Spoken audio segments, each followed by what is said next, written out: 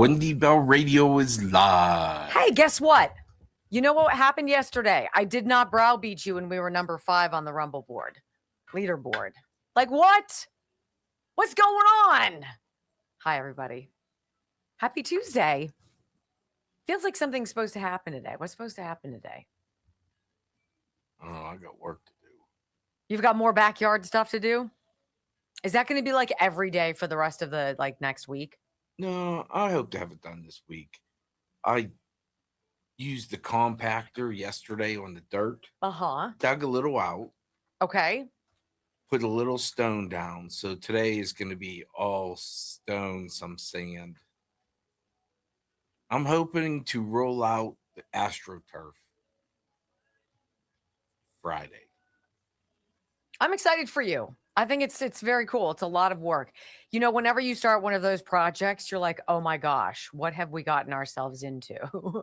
That seems to be the way. I'm just going to say it. Is it about your hair? Oh, yeah. Well, yeah. It was everywhere. It was. I'm just going to tell you, look, I know I have super curly hair. I know I have wild hair. This stuff, Hydrolift, oh my gosh, you've got to try it. You've got to try it. I have no idea what it costs. I'm not going to tell you it's cheap. I'm not going to tell you literally, I have no idea how much it costs. They sent it to me and I'm like, yeah, sure, I'll try it. And then it went, poosh, and I was like, oh my gosh. And it's like, what does this do? It says it right here. Volumizing shampoo. I'll be curious to what the hairdresser says. I'm just going to tell you right now. That's not fake news. Volumizing shampoo, 35% off right now. Hydra Lift at Purence.com. Pure and then ANCE.com. Promo code Wendy. 35% off. Apparently, if you're tired of thin, lifeless hair, if you cringe every time you see another clump in the shower drain, then your hair probably needs more protein. I did not even think about protein in hair. I don't think about that. Just like our muscles lose protein as we age, our hair loses protein too. Super duper. This is what leads to thin, dry, brittle strands. And this is where Hydrolift Volumizing Shampoo by Purence might be able to help you out. I'm just telling you, if I'm a tester, I'm going to be like my high school graduation picture. There's going to be nothing but aqua net and hair. Hydrolift contains a wheat protein. It strengthens your hair follicles from deep within, and that transforms thin and lifeless hair into fuller and more resilient locks. Also contains ingredient from sugar beets, which draws water into the strands, makes your hair feel silky soft. Purence.com. Promo code Wendy. 35% off. Pure ANCE. This is what it looks like. Hydrolift. See, it bothers me because they're like, can you show it? When you talk about it, I'm like, you realize that means that I have to transport it every day back and forth from my shower, or you could just, send me several. Hydrolift. Anywho, what's going on, everybody? Number 5 yesterday. I will have before and after pictures when I'm done. I have a before picture of when right after the winter time when what are those things called? Gazebo? Collapsed. Yeah, your gazebo collapsed. We had terrible winds. It was the snow. The weight of the snow. Yeah, that was just flooding my house. It was just tearing apart your gazebo. Yeah, tear it apart. It was like all hair was. Yeah. That's like when you have a cabinet that's got all your china in it and it pulls out of the wall. You're like, excellent. That's fantastic. Yeah, it's going to be a great project. I'm super geeked for you. I'm super geeked. I do have some battle wounds. I was noticing some bruising. Me too. I have one on my leg. It's like a couple days later. Big. Yeah, it's a couple days later. You're like, okay, ouch. But I'm happy for you. I think you're going to have a good My go. shin looks okay. Oh. It's a little lumpy, but. Barking your shin. That's what Joe's dad calls that. What's it? Barking your shin. I barked my shin Don't bark twice. Your shin. That is on the same spot. On the spectrum of Now, I don't have huevos, so I can't register that. That hurts too. I got hit with those on Friday. Yeah. So. Well, yeah, that was not me. No, that was a baseball. But the throat hurt worse. Oh God, yeah, the baseball to the throat. Was it a foul tip? No, or was it just was you a didn't? bounce one where I went to block it, and you go like this to try to Yeah. make yourself bigger, and it went right under the. So you're Adam's apple. Yeah. So I got my hit in the banana and the Adam's God, apple. that's terrible. I'm sorry to hear that. At least I know I'm a dude. Well, there's that. 5. Wow. 4. 3. 2. 1. Welcome to your daily dose of facts to fight off the liberal gaslighting. You can be in the middle of a hurricane. You have sanctuary in the city of Chicago. Or you can be on a calm day. North is still north. You could be in a thunderstorm. I am angry. We are not going back. Not ever. North is still north. People can yell at you. The hell with the Supreme Court. We will defy them. North is still north.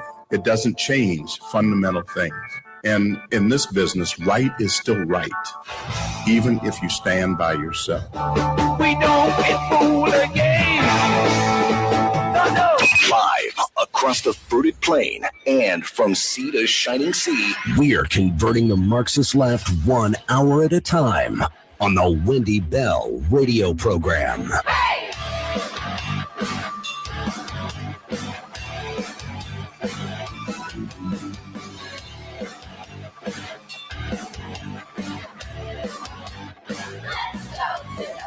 Well, hello, America. Greetings to all of you across the beautiful fruited plain. Welcome home to the Wendy Bell radio program. It's a great honor every day to be here and to be able to talk to you freely for 3 hours. And I know some of the things we discuss on this program might be new to you, or you might be well more advanced than I am and sniffing around some rabbit holes and giving into my conspiracy theorist self. Look, this is common sense conservative values. This is not rocket science, and it's not surprising. It shouldn't shake you. It should make you feel comfortable and right at home. And if you're new, well, welcome to you, wendybellradio.com. If you want to follow along, we do the whole thing live streamed, commercials and all. We have wonderful sponsors, but better than that, we have you. And I am eternally grateful for that. So thank you and welcome home. I pledge allegiance to the flag of the United States of America and to the republic for which it stands, one nation, under God, indivisible, with liberty and justice for all. Amen. You know, it's interesting. I told you yesterday about my husband and myself saying goodbye to our youngest sons and basically having 4 of our 5 boys now, at least for the next 7 weeks, and then longer than that when they go to college, out of the house. And it's just this weird transition, and it's so odd how we work so hard. We're so focused on getting to that milestone, whatever it is. It's paying off the house. It's finally getting your pension, quitting your job, or retiring and doing something else. Maybe it's watching your children move on to their next chapters. It's just so weird when you finally get there, because nobody's there to be like, ta-da, welcome, you made it, woohoo. And you're sort of like, okay, now what? And I think that's hard for a lot of people. I was thinking about this over the weekend. I'm coming up on 2 years since my mom passed away. And I'm going to go out over the 4th of July weekend to California to spend some time with my dad. And I know what he really wants me to do is to help him go through her closet, which probably is going to be the most awful downsizing jobs I'll ever do in my life. It has to be done. And if I can be there to help him, he just got rid of all of her lipsticks a couple weeks ago. This is slow and it's difficult. You know, I thought about my mom. I was so lucky. I had a stay-at-home mom. I was never a latchkey kid. Remember that? If you're a product of the 70s, that was the big deal, because we really were among the first kids whose, I'll say, moms regularly, a lot of them were. My mom didn't. She was beautiful. Blonde hair, smoky gray blue eyes, the most photographic face with these cheekbones that just wouldn't stop. And in her younger days at Northwestern University, where she met my dad, no doubt she was a bombshell. I know, we're so similar, aren't we? I don't know. I got all my dad's genes. Thanks, Pops. Love you for that, buddy. But, my mom raised my sister and me, just the two of us. We never had housekeepers. We never had gardeners. We didn't have anybody who did anything.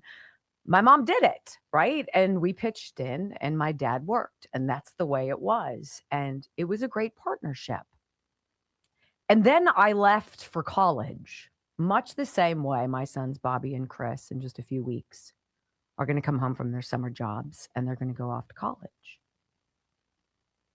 And my mom's identity, being a mom, was kind of over. It's never over. But she didn't have a job. She didn't have a thing. She didn't have necessarily a skill or a passion or a hobby that she was super excited about. And I think that's hard for people. I think it's hard for people if they retire to just go cold turkey and all of a sudden just everything you always did is done and now you're just free. And I think a lot of people really fall apart. I think as my mom aged, and I'm walking in that chapter now, where you're upset that you're starting to show your age, but you realize this is the way it goes. You have to kind of go with the flow and do what you can to fight it as much as you can. But it's a fact that you're not going to change. I think that really took a toll on my mom. Her identity had been this beautiful woman. And then someday that's kind of over,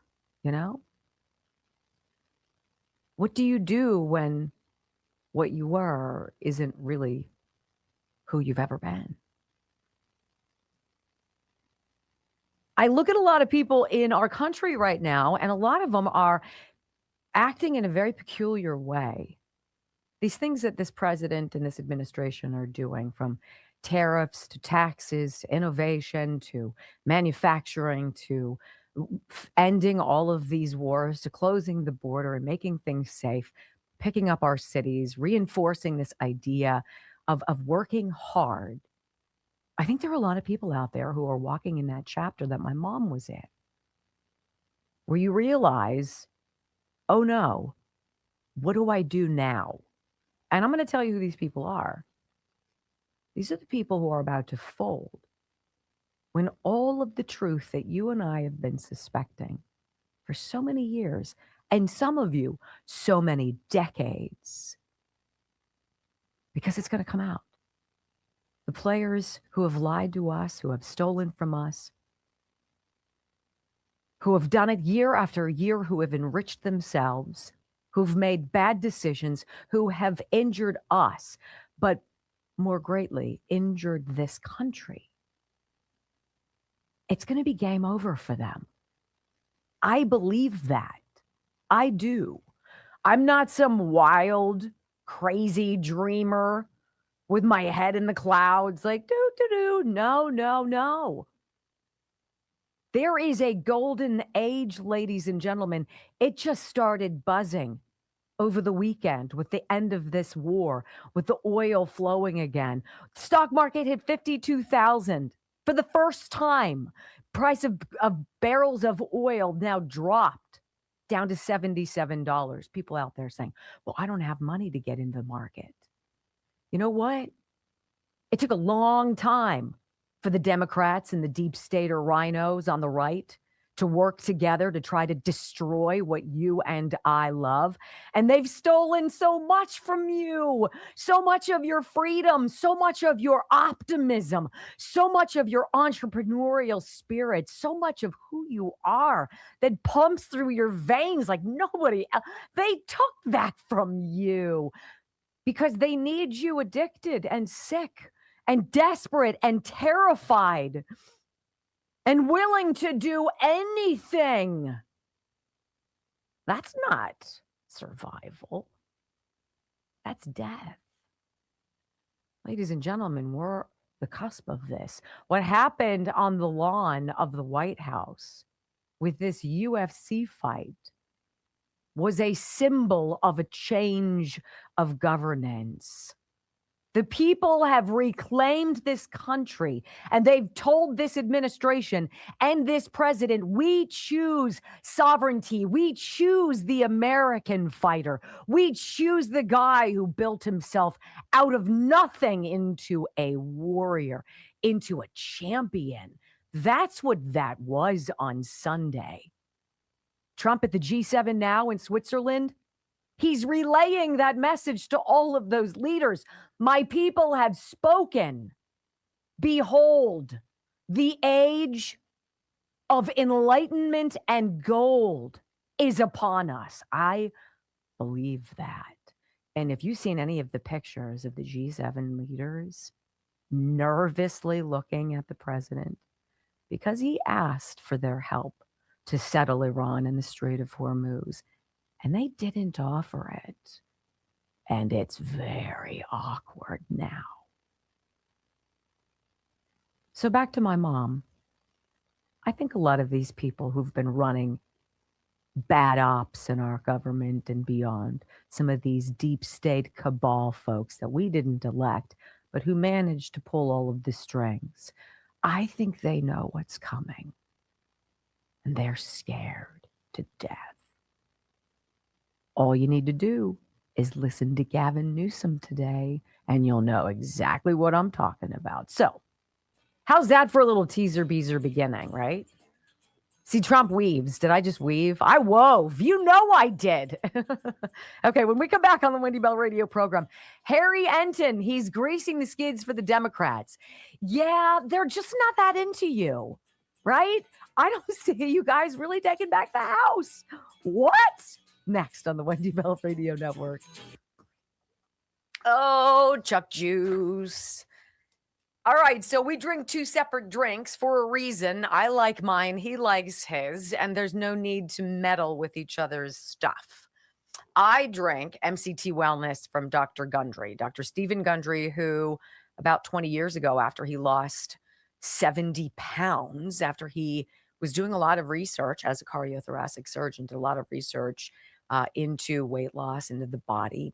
And he created this drink that is a dietary supplement that really just kills your appetite for several hours. So you're able to skip meals and not want to shoot yourself throughout the course of the day because all you want is a handful of Pringles.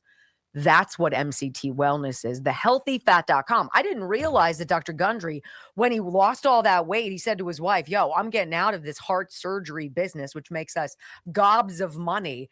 And I'm going to start helping people help themselves. It's because of this. TheHealthyFat.com/Wendy. Okay. He's drinking Chuck Defense, Chuck Juice. This is Chuck Norris's drink, right? You know, nothing can stop Chuck Norris, not even death. His drink, Chuck Defense. What is it even called? Morning Kick. Morning Kick. Yeah. See, they have separate names and we call them separate things. I call it Chuck Juice. ChuckDefense.com/Wendy. Tell them how you like it. It's just delicious, first of all. It is. There's now two flavors. I don't know if this is a new flavor. The old flavor, which is really good, that I drank 6 of, the strawberry lemonade. 6 cans. He's what he cans. meant. Yeah. And then they got the watermelon mint, and he was on the fence, but finds it extraordinarily refreshing, probably for the summertime. What a great, so a lot of people go outside and drink lemonade or what have you. Why don't you throw a scoop of this stuff in water, whether it be thehealthyfat.com/Wendy or chuckdefense.com/Wendy. You're going to get a nice discount on either. I love it because they're both, this one is a dietary supplement. So I don't eat. That 70 pounds, if you want 70 pounds to lose, thehealthyfat.com/Wendy. I love it. What does it say on the front of it? What does it say? It says kickstart your day with these powerful ingredients designed to aid healthy digestion, which Same is thing. great. Support overall nutrient absorption and help you manage stress. So this is something you do in the morning kick. Yeah, it's a great way to Power start your greens day. plus probiotics plus ashwagandha. That must be good. Yeah, ashwagandha. If you see that, you're like, I'll have 5 of those. I actually, because Dr. Mike is big on nutrition, and I read that to him, and he's like, That's a good dude, that sounds really good. Mm-hmm. I said, go to Chuck Juice. Yeah, chuckdefense.com/Wendy. Good products and people who are super geeked about you getting them. I mean, do they make money? Yeah, but they want you. They want you better. They want you better. Legit. That's what this whole environment is that we've created here, I think. Got to look out for each other.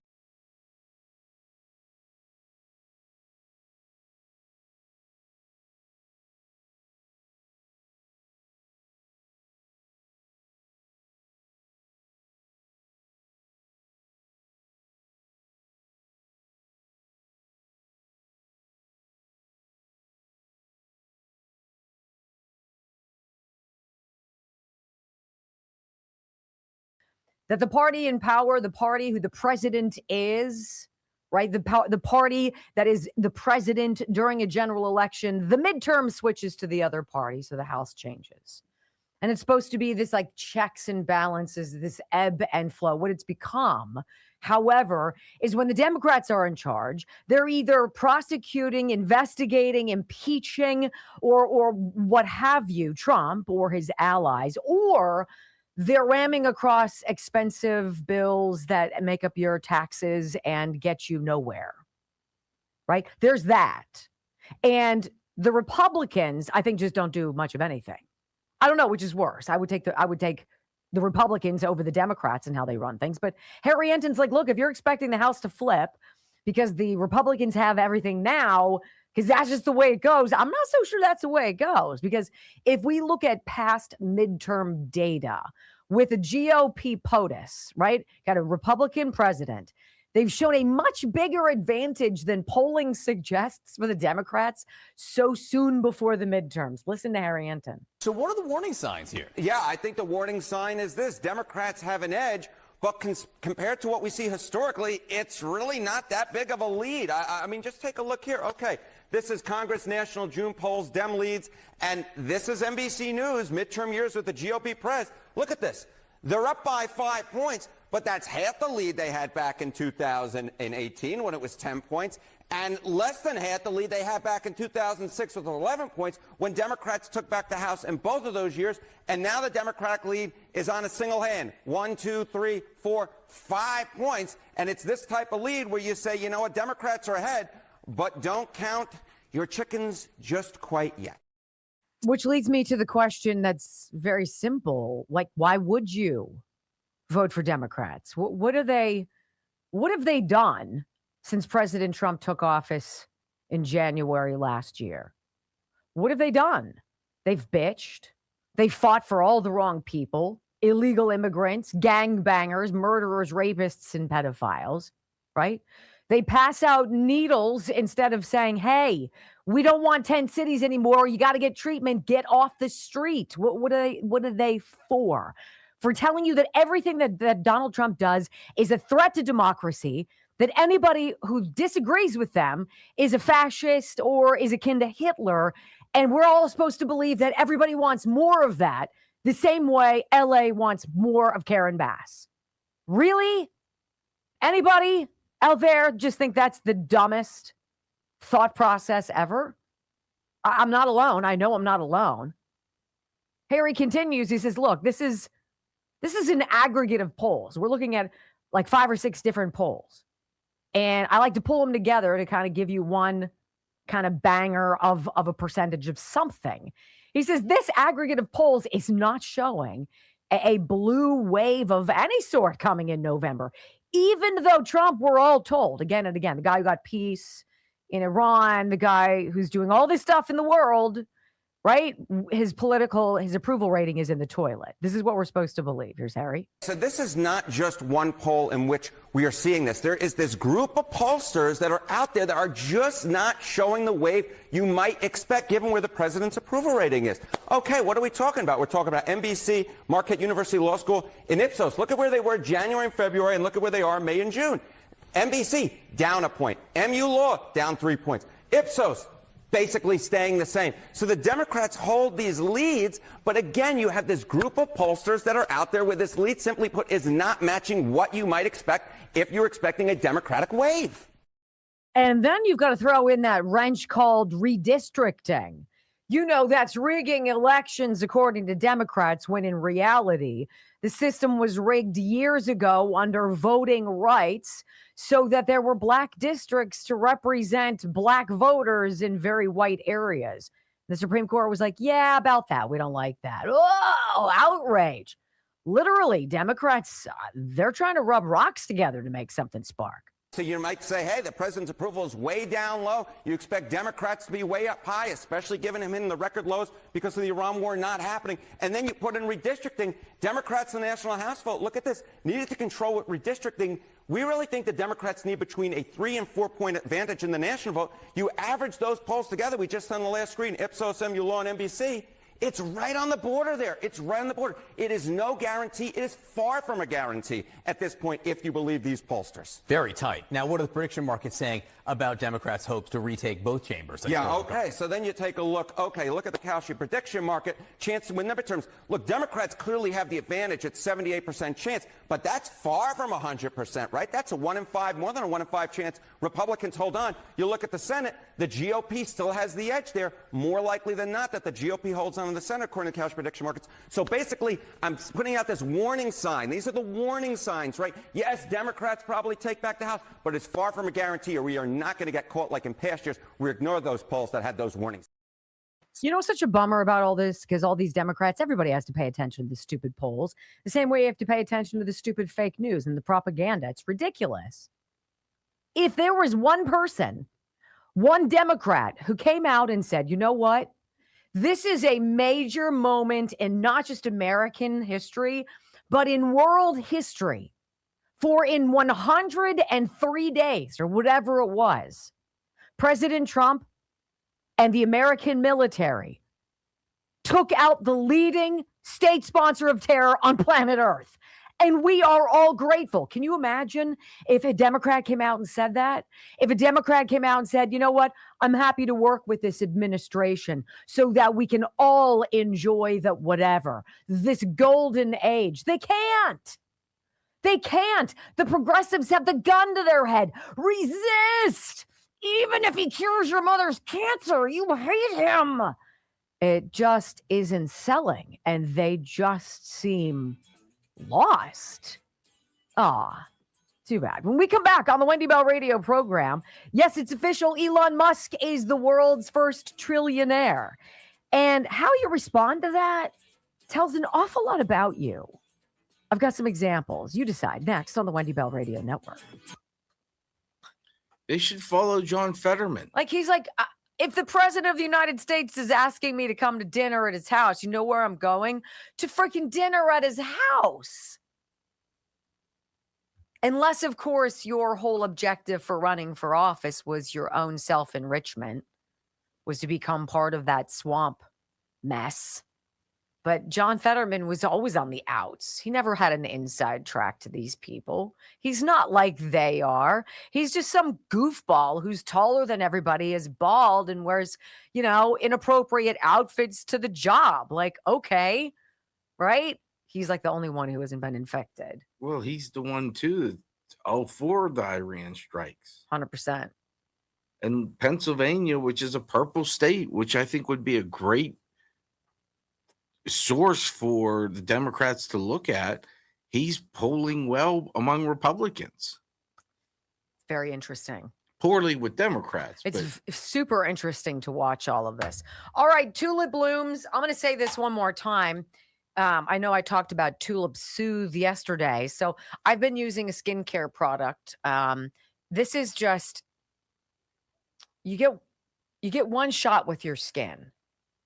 It's like your teeth, right? After you get your adult teeth, you get one shot at those. And I want to take care of it as long as possible. When you start nourishing your skin and it starts absorbing what you're putting into it, and then all of a sudden it feels like it's velvet, you know you're doing something right. Tulip Blooms is a very sweet husband and wife really smart with chemistry and essential oils, and sort of like an apothecary mind. They understand scent profiles. They understand the medicinal value of certain herbs and extracts and what have you. They've made a phenomenal line of skincare oils and butters and balms that I'm in love with and I use every day. One of them is called Tulip Soothe, and it's kind of interesting because you take it out and it's sort of like solid, and you put it in your hand just a little bit, and you go like this, and it literally melts in the heat of your hand, and then you rub it wherever it's on your temples, your jaw, your neck, your lower back, your fingers. I get arthritis there. And then in 15 minutes, you'll forget that you did it. You'll smell a very slight, it's almost a eucalyptus-y, very slight, if that's even it. But then you find your pain goes away. Yeah, very, very light, very innocuous. tulipblooms.shop/Wendy. My name gives you an extra 10% off. Do yourself a favor. Do dad a favor. It's probably not too late for Father's Day. Tulipblooms. Dads like to be soft and nourished too. You see how they take care of their beards? They like hands and feet that are soft too. tulipblooms.shop/Wendy. Or like Brock said, buy some of the massaging oil that I love so much. And I don't use it for massage. I just use it because it's phenomenal nourishment. And rub it all over the ladies. There you go. Give a squirt to your husband and be like, how you doing? Right here, right there. How about you do that? Anyway, I love our sponsors. Well, how are you guys? Let's see what you're talking about today. Oh, stop it, Darius. That's terrible. Darius said it was chipmunk approved. I don't know. Soft feet. It was dead. Oh, shush. So, first of all, that's so wrong that you would take me there. That's maybe conduct. she has stanky feet. That's conduct unbecoming. Stanky feet killed a chipmunk. That's what it was. Mm-hmm. Yeah, but I had no idea they like to burrow up into bed sheets and die at the base of my feet. So who here has killed a chipmunk with their feet? See, that's fake news, though, because we can't confirm nor deny. I would have known if there was a moving object in bed with me, and I would have freaked out. No, Joe was freaked out. I'm like, wait a minute, you're the dude. You're supposed to go get him. And it was me who had to do it. Did I ever show you the picture? I did, didn't I? It was going to take me 45 minutes. It was like this, if I remember correctly. No, you know what? You're such an ass. You're a man child. Whatever. Go be a man child. Well, hey, I didn't kill a chipmunk. I wish we were doing weekends with Wendy on Sunday, because Leah Prida has sent me, and frequent flyers on the stream know Leah, sent me very interesting link about all of these things changing and the messaging of it, and Flag Day, and then the UFC fight and the G7 and all this. It's all very interesting. It's all very comforting, right? I'm very comforted when President Trump is in charge. I'm on pins and needles when it's a Democrat. I don't believe anybody. They're such a hateful bunch too, which is unfortunate. They're always angry. Lots of anger. And yeah. and there are some people who might watch this show who are Democrat. Probably not. And if you're not a miserable grouch, then I'm not talking about you, but everybody else I am. There is a lot of comparative stuff. They hate everything that they like to do, you know. They celebrate nothing. Juneteenth, Friday. Not even their diversity that they love to claim they do. They don't celebrate diversity because they hate you. If the only diversity that they love is their diversity. Diversity of thought, they hate. They're just believe the science, Brock. Trust the science. I usually hate everybody, so it's a Tuesday. Slow start.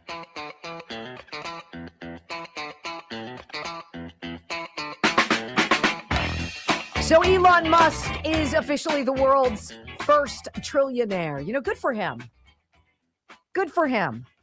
You guys, have you ever started something out of nothing? How many of you have created your own lane, whatever it is, whatever your jam is, whatever your skill, whatever your innovation, whatever your risk. You didn't just sink in money. You didn't just roll the dice. You didn't just cut and save and scrimp and borrow and beg and make it happen. You had to keep doing what to it? Reinvesting back into the original idea to get it bigger, to grow it to scale, and then go back and hire new people, reinvest into it, and grow and grow and grow and grow. Elon Musk didn't become a trillionaire on Monday because the planets aligned and there was a lightning bolt. He did that. That guy, him, he did. Good for him. Good for us. I mean, think about it. Dude has resuscitated the U.S. space program. Say what? He was part of the whole Doge thing that opened our eyes to the grift that is USAID, Act Blue, and everything else in between, all the NGOs, all of the money laundering, all of the fees and the unnecessary everything. Without Elon Musk, we'd be like, the guy bought Twitter. He exposed Twitter that had been infiltrated by the government to control what you and I were allowed to see and say. All the while, the people doing that wrapped themselves in the First Amendment as though what they were doing was sacrosanct. Really? Really? Elon Musk is working with Neuralink to help people who are paralyzed to be able to walk. I mean, like, oh yeah, and then there was that weird thing that he did where he completely invented America's electric vehicle market and completely changed the world. Like, why isn't every climate alarmist out there like celebrating naked in the streets for Elon Musk? Because he voted for Donald Trump. That's it. That's it. That's it. That's all it takes. That's it. Disqualifying. Scarlet letter suck. Elon Musk. How do you know this? Well, I want to play for you just a little exchange. I've not heard in a 5-minute exchange. We've broken up into 7 or 8 segments. I've not heard such a gamut of crybaby, miserable, grumpy, jealous lefties. And then Scott Jennings and this other guy named Brad Todd, who is a Republican strategist who also makes some sense. But the others, they either use racism or sexism or the place is rigged. Everything's rigged for the rich. And it's like, really? You guys see Elon Musk partying a lot. You see him out and about. He's in Hollywood a lot. He's out seen in the Style magazine. He's always popping champagne with those really, really beautiful models on yachts in the middle of the career. Oh, that's right. No, he's not. He's either with his mom at the White House or he's got his little boy X on his shoulders. That's Elon Musk. And when he's not doing that, he's inventing crap. God, I hate people like that. That's what Democrats say. Make sense of that to me. Audio soundbite number 1, the CNN panel really does a beautiful job of exposing the bitterness and the jealousy of liberals whose currency is just one thing. It is the spiteful hatred of people who seem to be enjoying their lives and who also voted for Trump. Okay, here's Cassie Hunt. She's the news babe. She's just stunned by the number of zeros now in Elon's new net worth. And listen to how she sets up the panel discussion like a typical liberal check. Here we go. Absolutely eye-popping amount of money. The world's first trillionaire. The question that I keep coming back to is whether we in America are experiencing a second Gilded Age. The first one, of course, caused ultimately backlash that gave us the 40-hour work week and a lot of our labor laws. You are seeing on many sides of the aisle the divide between someone like Elon Musk, who has $1 trillion, versus half of Americans who don't have $1,000 to patch a hole if their car hits a pothole and they got to take it to the shop. How do you think that is, Cassie, whatever the hell your name is, news babe? Because you vote Democrat. Because if you live in a Democrat hellscape, your taxes are through the roof. Are you kidding me? How is it possible that he can be so rich when so many people can't do one simple thing? She's a news babe. She's making at least $250,000 to $500,000 a year. Why is she sitting there lamenting what everybody else has? Shut up. He's a trillionaire. Good for him. So this is where Sochi Hinojosa comes in. She's kind of triggered sometimes, and she takes the, but what about everybody else cry to a much bigger scale. In your mind's eye, just imagine Scott Jennings has his arms folded across his chest, and he's just sort of smiling, watching them devour themselves in their own sanctimonious do-goodery of idiocy. Listen. What is the political kind of ramification of this? I mean, covering Bernie Sanders' campaign, Sochi, he would rail against the millionaires and the billionaires, and now I guess he's going to have to add the trillionaires to the lineup. That's right. And singular. Our country is for innovation and success. I think where the big question is our economy working when we have just produced a trillionaire, but there are 330 million people who are not there and falling further and further behind, and with wages being stagnant? Why does it always have to be a comparison? Why do you have to not enjoy your success because there's somebody you don't know who doesn't have it?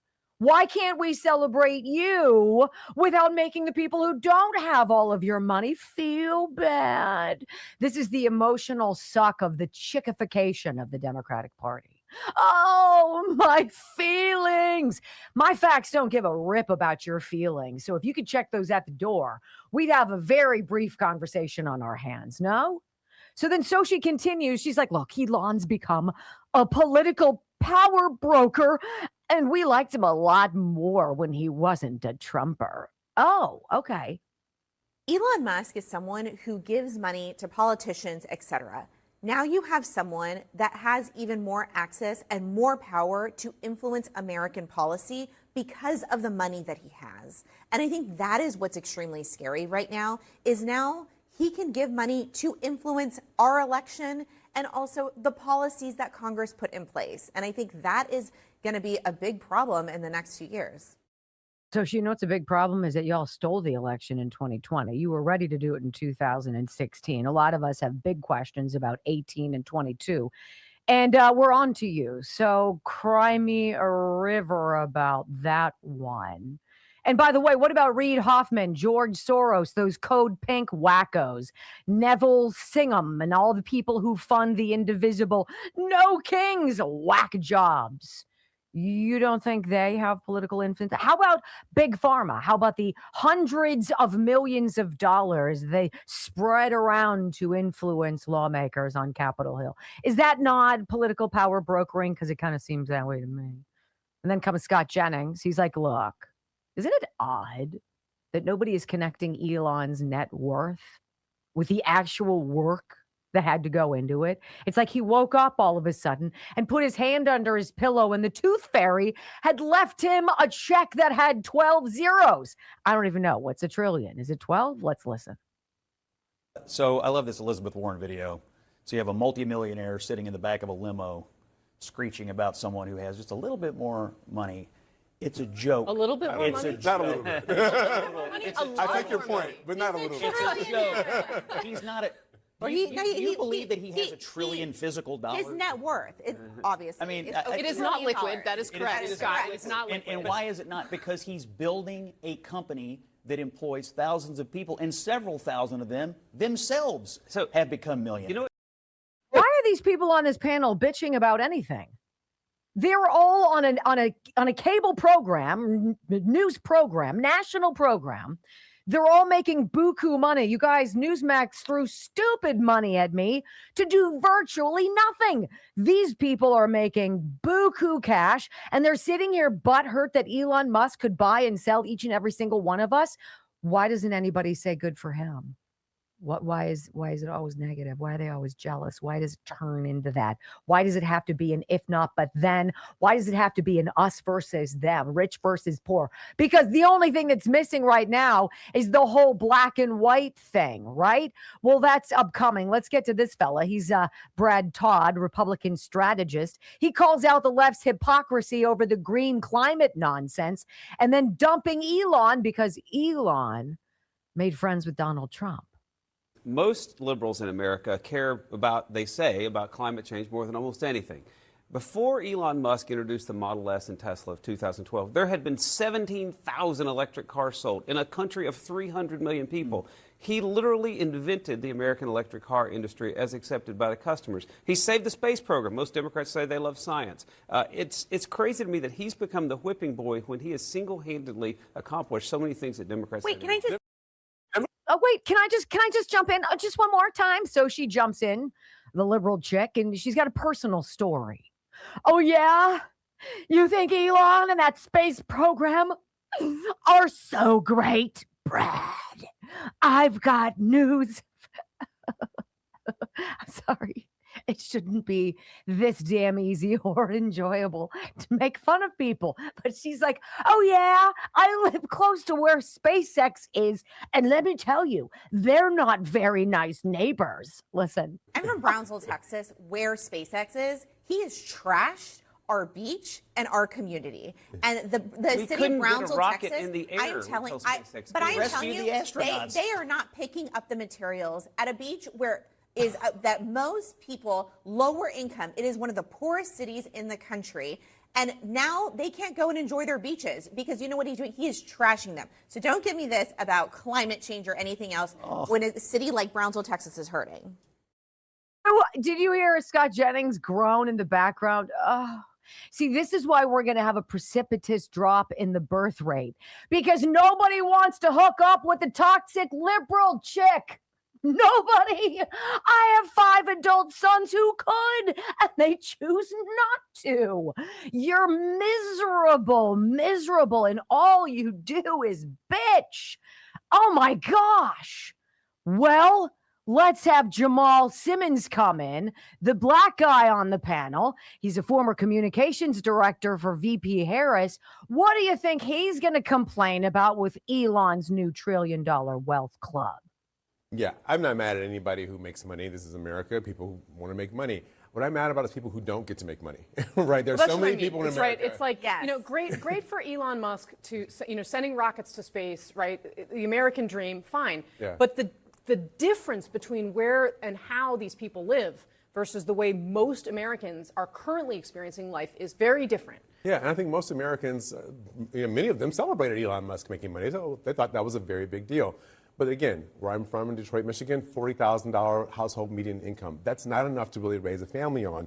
Women who are trying to raise money, 2% of women founders are the ones who get to raise money in the capital markets. Among black women, 0.34% of black women are raising money. Donald Trump made more money in crypto last year than all black founders combined raised for their companies. That is the kind of thing I think we've got to change in this country so that everybody gets to participate in this great American renaissance that you guys keep talking about. Everybody gets to participate. There's not some like equal outcome, guys. If you're an American, you have an equal opportunity to go do and be whatever you want to be. Now, if you want to make excuses because it doesn't work out for you, that's on you. Finally, Scott Jennings, do we have time or do you want to go to break, Brock? Want to go to break? I can't tell what that meant. Okay, we're going to go to a quick break. I went a little long on this, but Scott Jennings does a beautiful job. He pulls it around and he's like, look, you guys are all playing every single card you always play and you're not winning the game. And here's why. Next on the Wendy Bell Radio Network.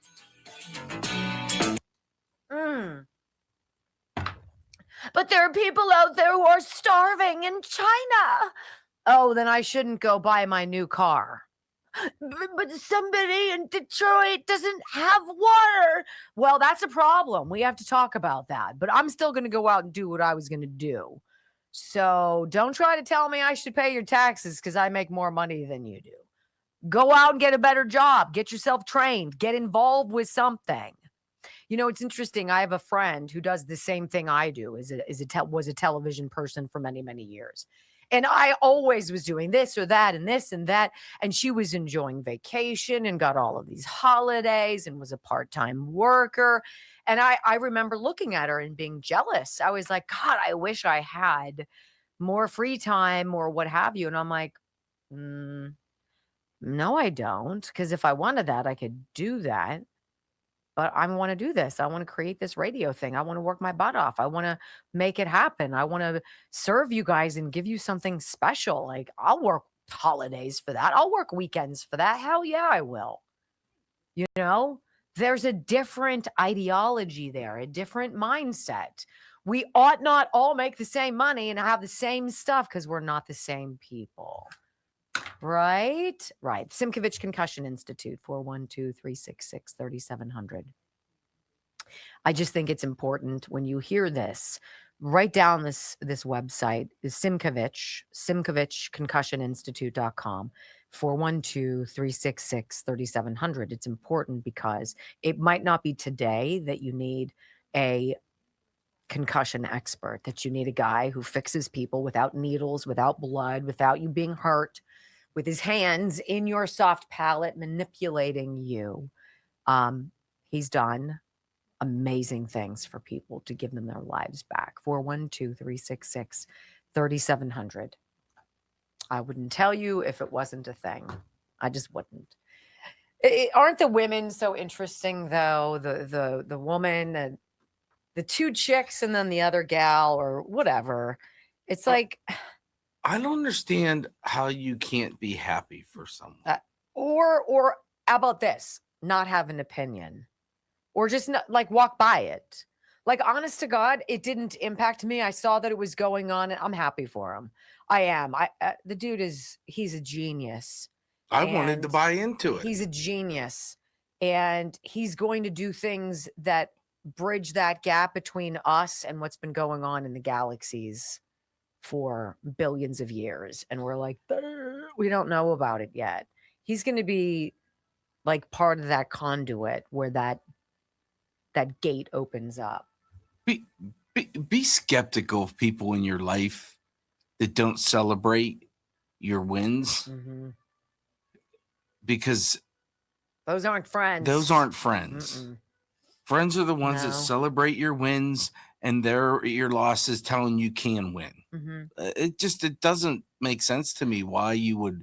My dad always used to say that. He's like, one person's success does not take from another person. No. Like, these are not like, there's only so much to go around.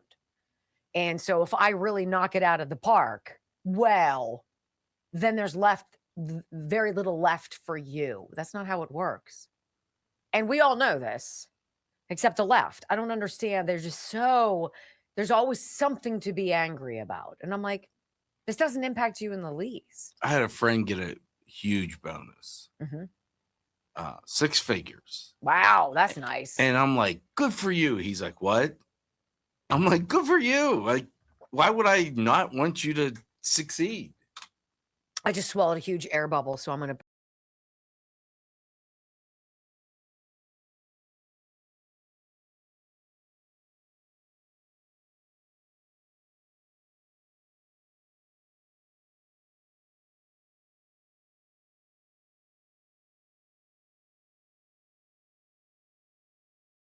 Scott Jennings, you know what? I hope they pay that man 7 figures, because to sit around with these people who are so myopic in their views, it's like, it's all racism, it's all black stuff, or it's all LGBT trans gay stuff, or I'm a huge climate person, it's all green stuff, or whatever. Get out of that silo. Knock it off. You're so annoying to be around. Nobody likes you. Stop. And he says this to the crew at the CNN desk, bemoaning the fact that not everybody can have $1 trillion like Elon Musk. And Scott Jennings does this. What does Elon have to do with any of that? Are you saying because Elon Musk exists and is a wild success that is somehow to the detriment of all the people you're mentioning? Elon is creating an environment where entrepreneurship, where success, where building is celebrated. The only reason anybody's mad about this, let's just be honest, is because he supported Donald Trump for president. If Elon Musk had never gotten involved in politics, had never supported Trump, he'd be getting ticker tape parades right now for building this amazing company and sending rockets into space. It's all political, and the people who should love Elon Musk are the ones who hate him for that reason. But do you agree? You've got to see Elizabeth Warren sitting in the back of her whatever Lincoln Town car that's being chauffeured. She's in the back seat. She's finger wagging. What a travesty. Elon Musk, he isn't just rich. He's the richest of the rich. And I hate that. Listen. Elon Musk is officially the world's first trillionaire. Think about that. We're living at a time when more and more people are just hanging on by their fingernails to survive in this economy. And Elon Musk has more money and more wealth than anyone in human history. Oh, Liz, really? Elon didn't get $10 million from Big Pharma. You did. Oh, what? Oh, I'm sorry. It's not trillions. She continues, the system under Donald Trump is gamed to benefit the rich by giving them monster tax breaks. This is not just some fluke. It is a feature of a rigged economy. Donald Trump's big, beautiful bill cut health care for millions of Americans to give guys like Elon bigger tax breaks. The tax code rewards CEOs for firing workers and replacing them with AI. What is she afraid of? Is she afraid that her role in this giant cabal is all coming out? Is this like the last stand, the last gasp? And then she says, so the rich get rich. By the way, the effective tax rate, Jeff Bezos and people like that. Jeff Bezos paid $2.7 billion in 2024 in taxes. $2.7 billion. At what point, at what rate is effectively fair, Liz? And so she says the rich get richer and you at home can't pay your school debt. And we are left with a country where a handful of billionaires at the top pop champagne in their $300 million yachts while working people take on even more shifts to try to pay off their student loan debt. Why is there such great student loan debt, Elizabeth Warren? Right? Because you guys got into the business of selling really bad investments to young, stupid kids going to college who didn't know better. And you preyed on them and you saddled them with $200,000 of debt. So before they even started in the life that they wish to lead, they are now bogged down by a mortgage payment for the rest of their lives, essentially. And for what? You know, of course, that's why tuition these days is $40, $50, $70, $80,000 or more. It is the biggest grift of all grifts. And so for Senator Warren to clutch any pearls there as she's being chauffeured along in her driven town car is mighty, mighty rich, isn't it?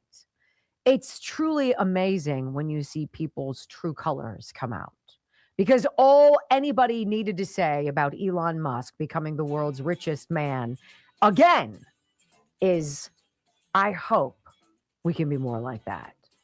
Congratulations. When we come back, hour number 2 of the Wendy Bell Radio program, peace is poison, my friends, to people who use war as a shield. I'm talking Iran. What's going on there? Next on the Wendy Bell Radio Network. Every single thing is a grift. Pharmacy is a grift. Illness is a grift. Education is a grift. Obviously, everything healthcare is a grift. You got to hear me go off about when she said about the student loans. Well, yeah, I get it. It's, yes. All right. So I know I talk about it every day and I will continue to talk about it every day because it works for me every day. What did you say on the way in this morning? I said, I will take it forever. It's absolutely changed my life. Absolutely changed my life. I'm doing physical things that I have never done. It's just stupid. And to the degree that my 64-year-old trainer recognizes it, she's like, wow, you're doing great. Blood flow 7, nitric oxide. It's no secret sauce. It's just relaxes your blood vessels. So more blood flows through your body. And when more blood flows through your body, holy cow, does everything change. Your focus, your clarity, your sharpness, It changes. Your ability to walk long distances, to walk up and down hills, rocks, and other things that normally would gas you, totally changes. How much weight you can lift or carry. You'll notice it with silly stuff that used to tucker you out. Sometimes things in the yard, raking, can be a bear. It can cause you to be like, oh my gosh, I don't stop. You know what you notice? First of all, more energy. Unbelievable. More stamina, more strength. You don't crash in the afternoon. You don't feel the need to take that afternoon nap. But what happens is at the end of the day, you sleep like a rock. Absolute boulder. Lights out. Bloodflow7.com/Wendy. It is all of that. It is all of that. Love, love, love it. Literally, if I didn't have it, I'd be like, mm-hmm. All these people bemoaning Elon. Judith Lamb. Judith Jamp. Okay. $10 says she's richer than many of our voters. Very telling. Yeah. Yes. Well said.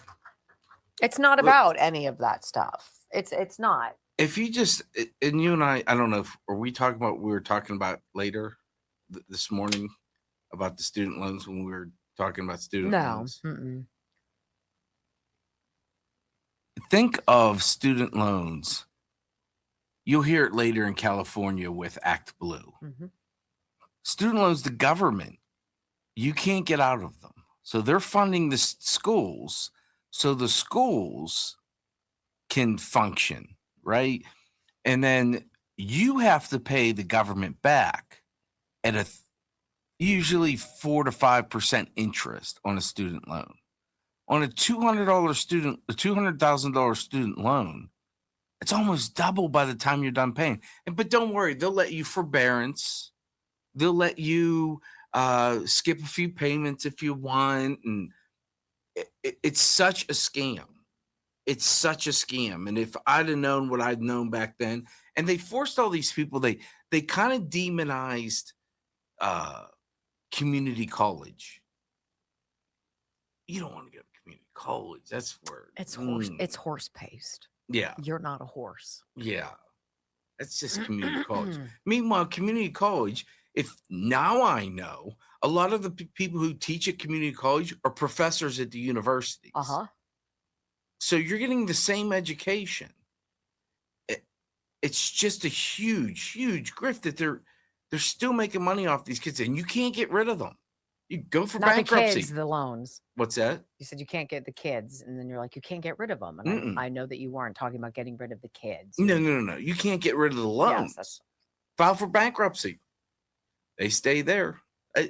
It's a huge, huge, huge grift.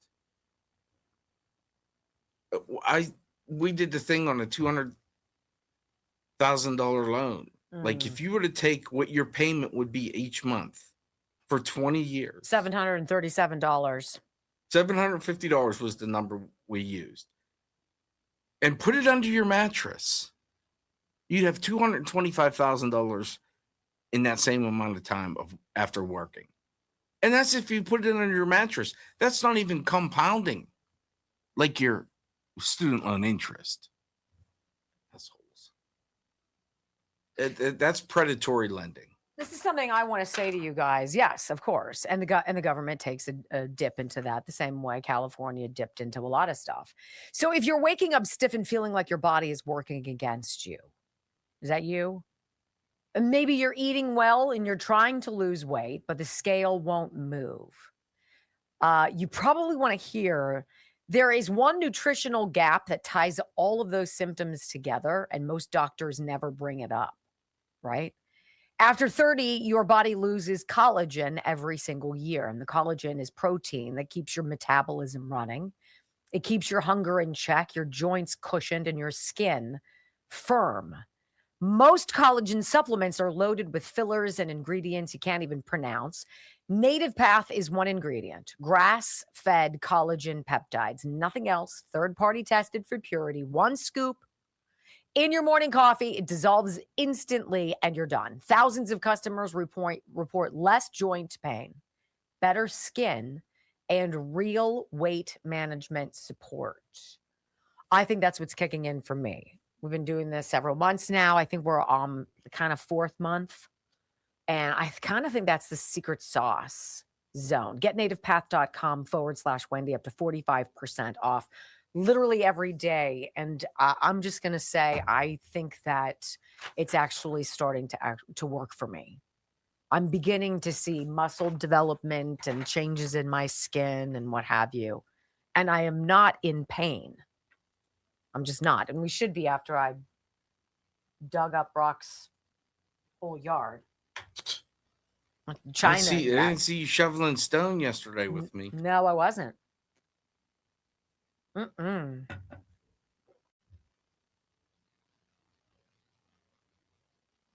You're doing it today, too. Don't overdo it. Wow. Thanks for the helping hand. 5,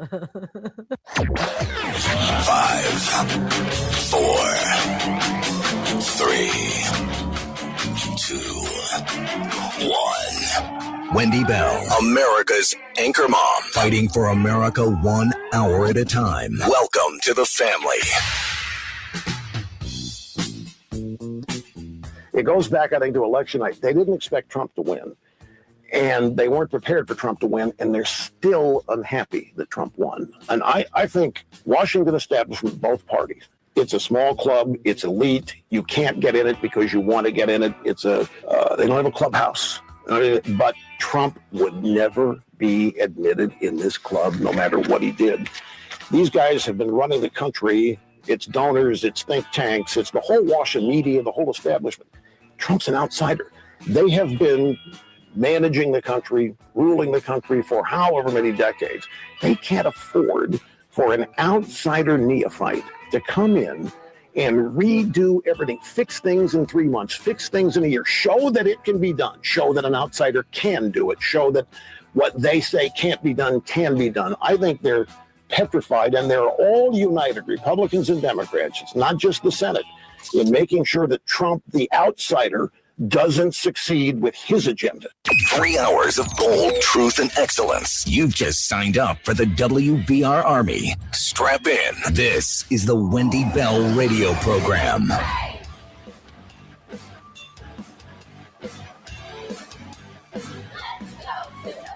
Welcome back. Hour number 2 of the Wendy Bell radio program is live. I'm listening to Rush Limbaugh speaking at Open. And what he says is so true. It's about the outsider. Donald Trump was the outsider. They made fun of the outsider leading up to that election in 2016. They had no idea about you. They never paid attention to you. They didn't listen to you. They didn't care about you. They didn't go out into the community to hear from you. They had no idea that behind closed doors, people were talking and they were sharing ideas and sharing viewpoints. And from that shared experience of being shafted so many times that 63 million Americans changed the course of American history and saved the United States of America from destruction. And you can be like, wow, that's kind of a leap. I don't think so in the least. I think Trump had to lose 2020, so you and I had to see every day the truth, the ridiculous stuff, the Joe Biden who couldn't talk, who wasn't available, the idiotic press secretary, that chick, who represented everything embarrassing about low IQ DEI box checking. Every cabinet member fit some LGB or DEI category. It wasn't because they were really good at what they did. There's a reason why there are like 8 billionaires on this president's cabinet. I'm going to go with because rich people know how to make money. They don't like to lose money, and they like to make other people money too. Those are good people to hire. If you didn't do what you did in 2016, or if you didn't vote for him, but along the last 10 years, you've gone through what we've gone through, you started to pay attention. You realize that these aren't just elections. These are trajectories. And there are always a couple different ways we could go. If not for you, there would not have been Trump. There would not have been any of this, which is why they hate you so much. So let's talk about what's going on in Iran, because we should all be celebrating this crowning achievement of this presidential administration, this pivotal, cataclysmic moment for the world, if it's actually going to work. Because you know what? The Iranian clerics, the people there who use religion and what have you as an excuse for terror, what are they going to do now if they can't do that anymore? Sort of like my mom, as I was telling you in the monologue, a beautiful woman, and then someday you're not as beautiful anymore. You look your age. What do you do then if that is much of your identity? If you're a radical cleric and you're used to killing people who you disagree with and creating bombs and killing people all over the world and arming these little proxy terrorist groups, Houthis, Hamas, Hezbollah, fill in the blank with your favorite H, when you can't do that anymore, like, oh no, now what? We're retired. Now what are we going to do? Well, there's a dissident group in Iran. This is, this group that's been fighting for peace and for the people of Iran for more than 50 years. And the woman who's in charge of it, this is the National Council on Resistance of Iran. And she's welcoming these emerging, memorandum of understanding, if you will, aimed at ending the hostilities. But she also wants President Trump and whomever the people are in Iran who are meeting with Pakistan to seal this deal. Hey, don't forget about we the people. They kill us. They starve us. They punish us. They don't care about us. You want to talk about a telling tale about the future? I think the countries of the world only look at Iran to know what a slippery slope looks like. She's saying you have to, in this agreement, you've got to protect us. Because that's the only way the Iranian people are going to be able to rise up. They don't have weapons. They're not allowed to have guns. They have to be able to rise up and do what they, as a country, decide to do. We need to get the goons out of the way for that to happen. And that's what this president has done. JD Vance breaking some, debunking some bogus crap, because there's nobody in the media who can be like, job well done, Mr. Vice President. What an exciting time. So JD talks about rumors of these hundreds of billions of dollars that Iran is supposed to be getting from us. No, we're not. We're not giving him anything. No, we're not. And JD has to go on television to say this so the fake news can hear it from his own mouth. The Iranians are saying that they're going to have access to a $300 billion reconstruction fund. True or false? Well, Ed, that's the sort of thing they could have access to, funded by the Gulf Coast Coalition, so long as they honor their end of the obligation. I think that one of the things you're going to see, Ed, and people have to be skeptical of this, is that the hardliners in the Iranian system will overemphasize the benefits that Iran gets while underemphasizing all the things that they have to concede and all the things they have to provide in order to get these benefits. So we absolutely are open to the Gulf Coast countries investing in the reconstruction of Iran, but only if Iran ends their nuclear program, ends their enriched stockpile of material, and is really open to an inspections and enforcement regime that gives the American people confidence they're never going to have a nuclear weapon. So I think the dance you're going to see, Ed, which is going to be interesting, is the Iranian media, especially the hardline media, they're going to talk a lot about what they get without talking about what they give. It's important for all of us to correct that record.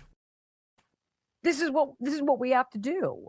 We have to go on live television, tell you the deal is so strong that you've got the neighbors of Iran who've all lost like $1 trillion collectively in this whole shutdown of the Strait of Hormuz, saying, you know what, we're going to invest in the survival and the rebuild of Iran.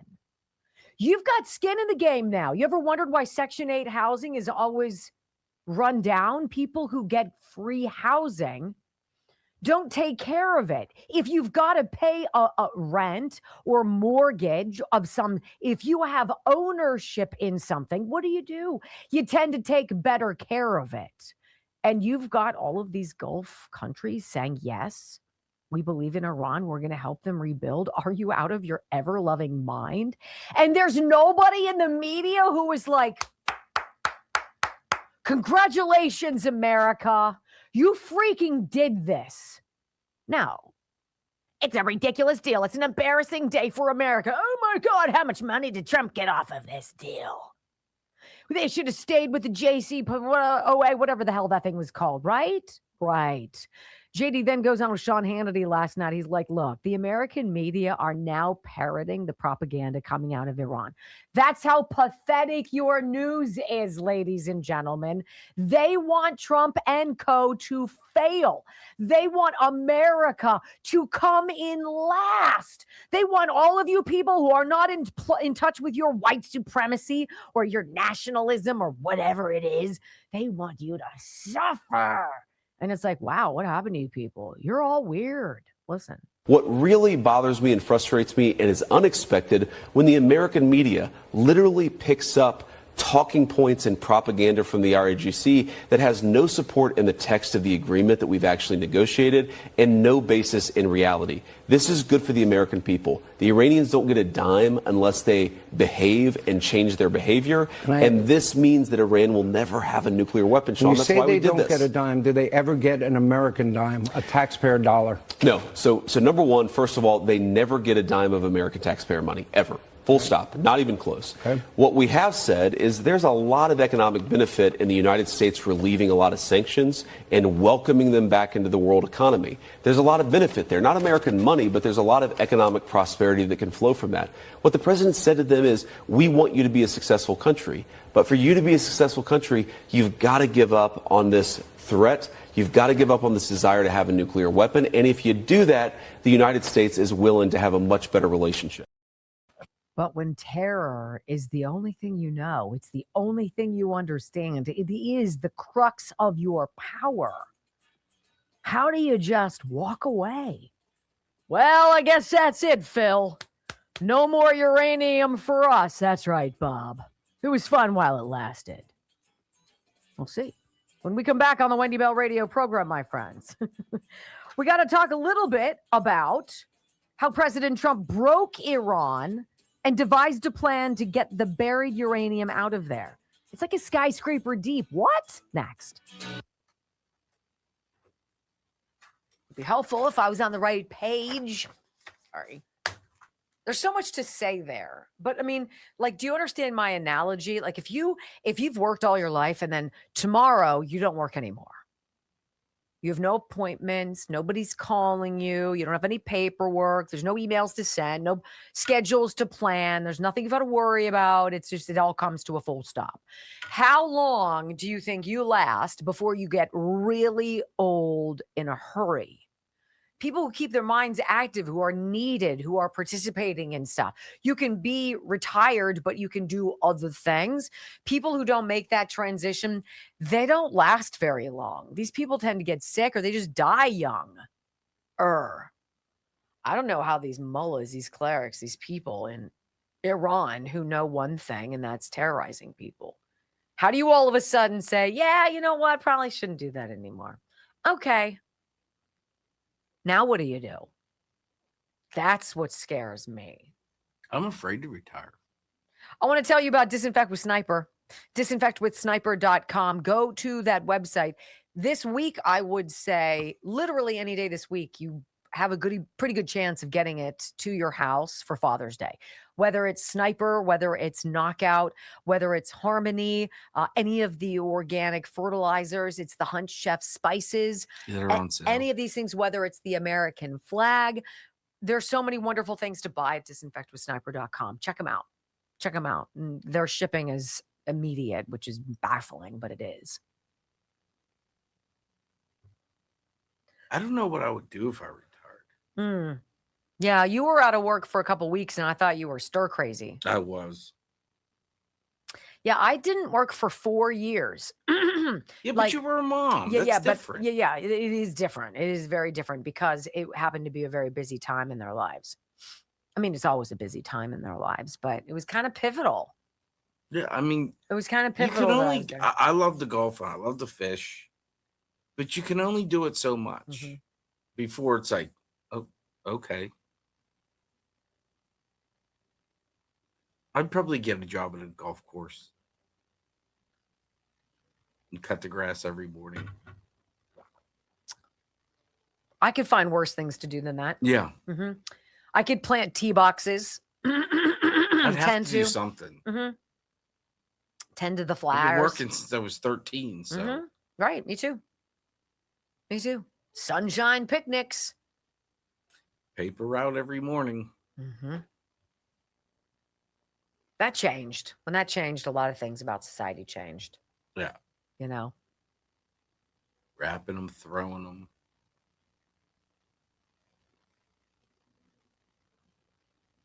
Now it's just, guys and beat up jalopies who play music too loud, who drop like the 8 papers in our neighborhood. Nobody gets it anymore. No, I used to watch the guy be like, they're now Amazon. and now it's like,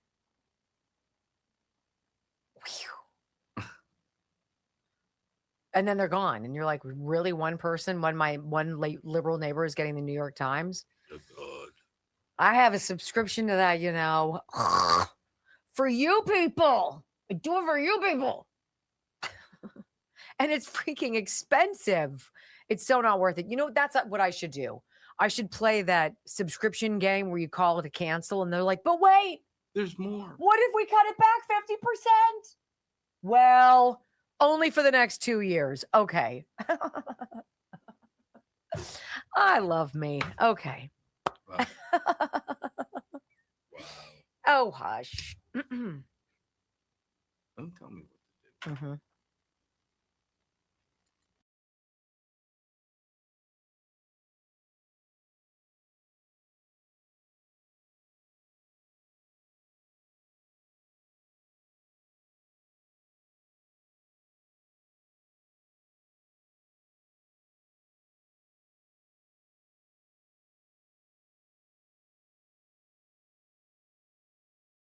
It's nice to see people who share your enthusiasm, who understand the moment, what this means for the world, is getting this deal done with Iran. And then Trump's he's got to make a deal with Putin and Zelensky. And it sounds like they both are poised. Like, war is not cool anymore. We're done with it. You've it basically knocked out an entire generation of men. Maybe we can all look in the mirror and be like, for what? What'd you get? Get anywhere? Get more land? What'd you get? I don't know. I don't know what you got except a lot of dead guys on the battlefield. Trump is making this stuff happen. Jesse Waters on the 5 with Jessica Tarlov, who is just such a miserable liberal, right? She can't say anything pleasant. She's one of those triggered, emotion-based chicks who ruins this world. Sorry, it sounds extreme, but it's true. They're awful. It's true. And Jesse says, let me debunk this BS that Iran is getting all these hundreds of billions of dollars from U.S. taxpayers, because that's the only story the left has to run with. I've been briefed on the deal, and it's pretty simple. You immediately upon signing, the Strait opens up, and there's no tolling, and there's no money exchanged. And you're going to get traffic probably restored within the next 2 to 3 weeks. What really made a difference were the airstrikes Monday and Tuesday, and Operation Freedom was covertly bringing oil out. So the Iranians lost all their leverage over the Strait. But the most significant part of the deal is that the Iranians have signed in principle to agree for the complete destruction and removal of the uranium. Right now, they can't get it. They have no access to it. It's buried a skyscraper's length deep underground. All 3 sites are inaccessible. And the United States is the only country with the technical expertise to be able to remove it. So we're going to remove it along with the IAEA, and we're going to destroy it, and we're going to bring it out of the country. And then and only then will there be sanctions relief. Beyond that, Iran has to keep their goons, the Houthis and Hezbollah and Hamas, on a leash, or else this whole deal goes poof. Also, they're not going to get any sanctions relief if they continue to fund terrorism. If Hezbollah attacks the Jews have a right to defend themselves, but they will not be getting any sanctions relief. So they have to keep Hezbollah on a leash. And we will maintain our military posture until they give up the dust. That is the deal. And all the details of the MOU are going to be released on Friday after the signing. And the bigger thing in terms of like a regional peace deal, all of these Gulf nations have agreed to invest $300 billion to rebuild the energy infrastructure of Iran because they've lost $1 trillion through the bombing and the blockade. And that's big because you're going to economically integrate the region. And when you have investments and Iran is investable, you're not going to bomb each other. So Gulf nations joining together, sharing the risk, ponying up $300 billion in investment to rebuild Iran's energy infrastructure, which Trump specifically did not blow up its nucleus, Karg Island. Why? Because it would have had a ripple effect on all of the other countries. And finally, Jesse says, this is why all the Democrats and the miserable liberal media hacks like Jessica here refuse to give Trump the win on this deal. You can end wars without boots on the ground. And it's a lot different already, as you said, from the Iran deal. We have Gulf allies invested. We have no sunset clause. We have the complete elimination of the uranium, so there is no enrichment. All of their leaders have been killed. 80% of the military has been decimated. And you're not going to have bribes. You're going to have them perform, and then they can get paid. And if this is done, which is going to be negotiated up front within the first 30 days after the signing Friday, this could be the crowning achievement of the Trump administration. This has been the thorniest foreign policy problem of the last 50 years? And this is a 47-year war. And if he ends it, that is huge. And it shows that you can win wars through air and naval blockades. And that's a big threat to the Chinese. It really is interesting when you consider on that particular panel, the 5 on Fox, there's just one liberal usually, sort of like Scott Jennings is to CNN as a conservative. And the gal, Jessica Tarlov, is just... she's just angry. She's grumpy and she's tapping her toe and she's got her hands crossed and she's got this sour look on her face. And I wish there was a way we could go back in time and figure out where was that Big Bang? What created that as an ideology? What was it, a singular event? Like, no, there you go. Or was it just something that she had to be groomed over time through public education and liberal teachers? I don't know. I think it's a study we need to have. I'll get Fauci on it. Just kidding. You know, everything is a grift, ladies and gentlemen, even burning your community down. Spencer Pratt with the new video next on the Wendy Bell Radio Network.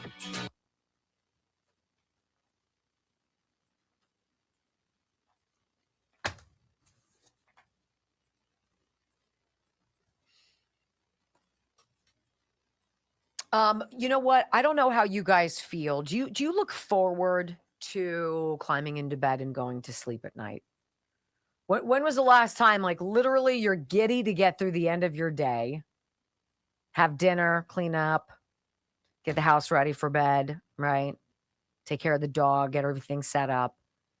When was the last time you were like, I cannot wait to get upstairs, brush my teeth, wash my face, and get into bed because my freaking mattress is amazing? When was the last time you said that? Did you say that ever? Because if you've never said that, Ghost Bed is offering you a 10% discount to try one of their mattresses. Like, you don't have to walk into stores anymore and pretend that lying down on a mattress for 5 minutes is going to make a good decision for you.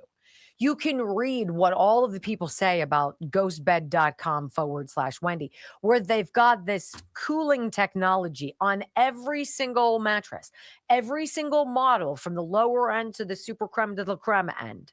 It's all got this cooling technology. So if you're a hot sleeper, you're going to love Ghost Bed. They give you 101 nights to try it.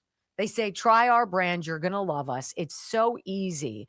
And that's what the owner of the company is all about. It's made in America, family run, family operated, fabulous people. Ghostbed.com/Wendy. If it's been never that you were like, oh my gosh, I cannot wait to just go slide into my sheets and go, night, then you need a Ghost Bed. And Cozy Earth is supposed to come back this week at one time, or else I would have moved right into Cozy Earth too. But I don't know what their discount is. I haven't seen it yet. Oil's down to $75 That's a barrel. That's too lower than when we started the show. What are they going to do? What are they going to do? What is there going to be to bitch about? How about this terror threat that was foisted, or rather foiled, I should say, over the UFC fight? Did you hear about this, Brock? Mm-hmm. So they were going to use drones that had explosives in them. And then they force people towards snipers. And then they were going to just knock people out like D-Day. Have it open up. Everybody runs out. And there was a family member who apparently heard one of the loved ones speaking of it. And so on June 10th, they alerted the FBI, alerted the authorities, and it was supposed to happen on Sunday. Jesus. That's created by this liberal crap.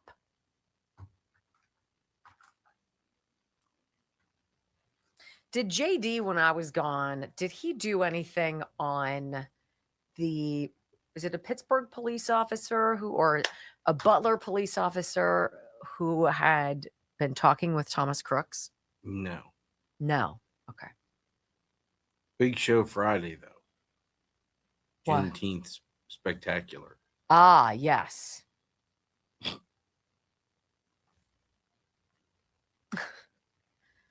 I mean, come on. For people who want reparations for like slavery, segregation, and whatnot, these people on the left do like to segregate. They do like to create their own silos of people. Mm-hmm. This is your little group. You're in the tranny crowd. You're over here in the climate wacko cloud. You're over here in the free Palestine cloud. You're on Team Mangione. You're over there. How about America? I'm all about America. War is a sad thing. It's all so unnecessary.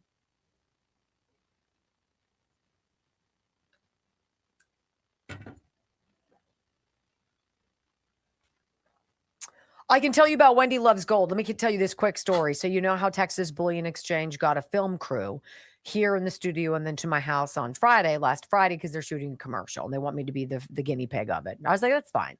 So we did that, yada, yada. But the guy from Texas who came in, the guy who's the production guy, told me that his grandfather, unbeknownst to his wife, had a bunch of gold when he died. Oh boy, grandfather. Grandpap. Wow. Grandpap had a bunch of gold for the grandkids. Guy bought a house. Got to buy a house. Really? With his grandpap's gold. Yeah. That's why grandpap had gold. This is one of those things you can pass down beautifully to other people. WendyLovesGold.com. I love Texas Bullion Exchange. I believe in this company. They have our values. They're good people. I trust them. And my work with them has been easy. They've been so easy. Can you imagine that, though? So you buy gold and silver. Maybe you never cash it in. Somebody down the line does, and it sure advances in value higher than a savings bond. That's what my grandparents used to get us, $50 savings bond. And you're like, wow, And then like 30 years later, it was $54.27. Anybody Right now. looking to adopt a grandchild, I'm available. That's right. Any of you who have big gold piles and you're really on the fence about wendybellradio@gmail.com, you can make a struggling radio host happy. How about that? You're the best. Or producer.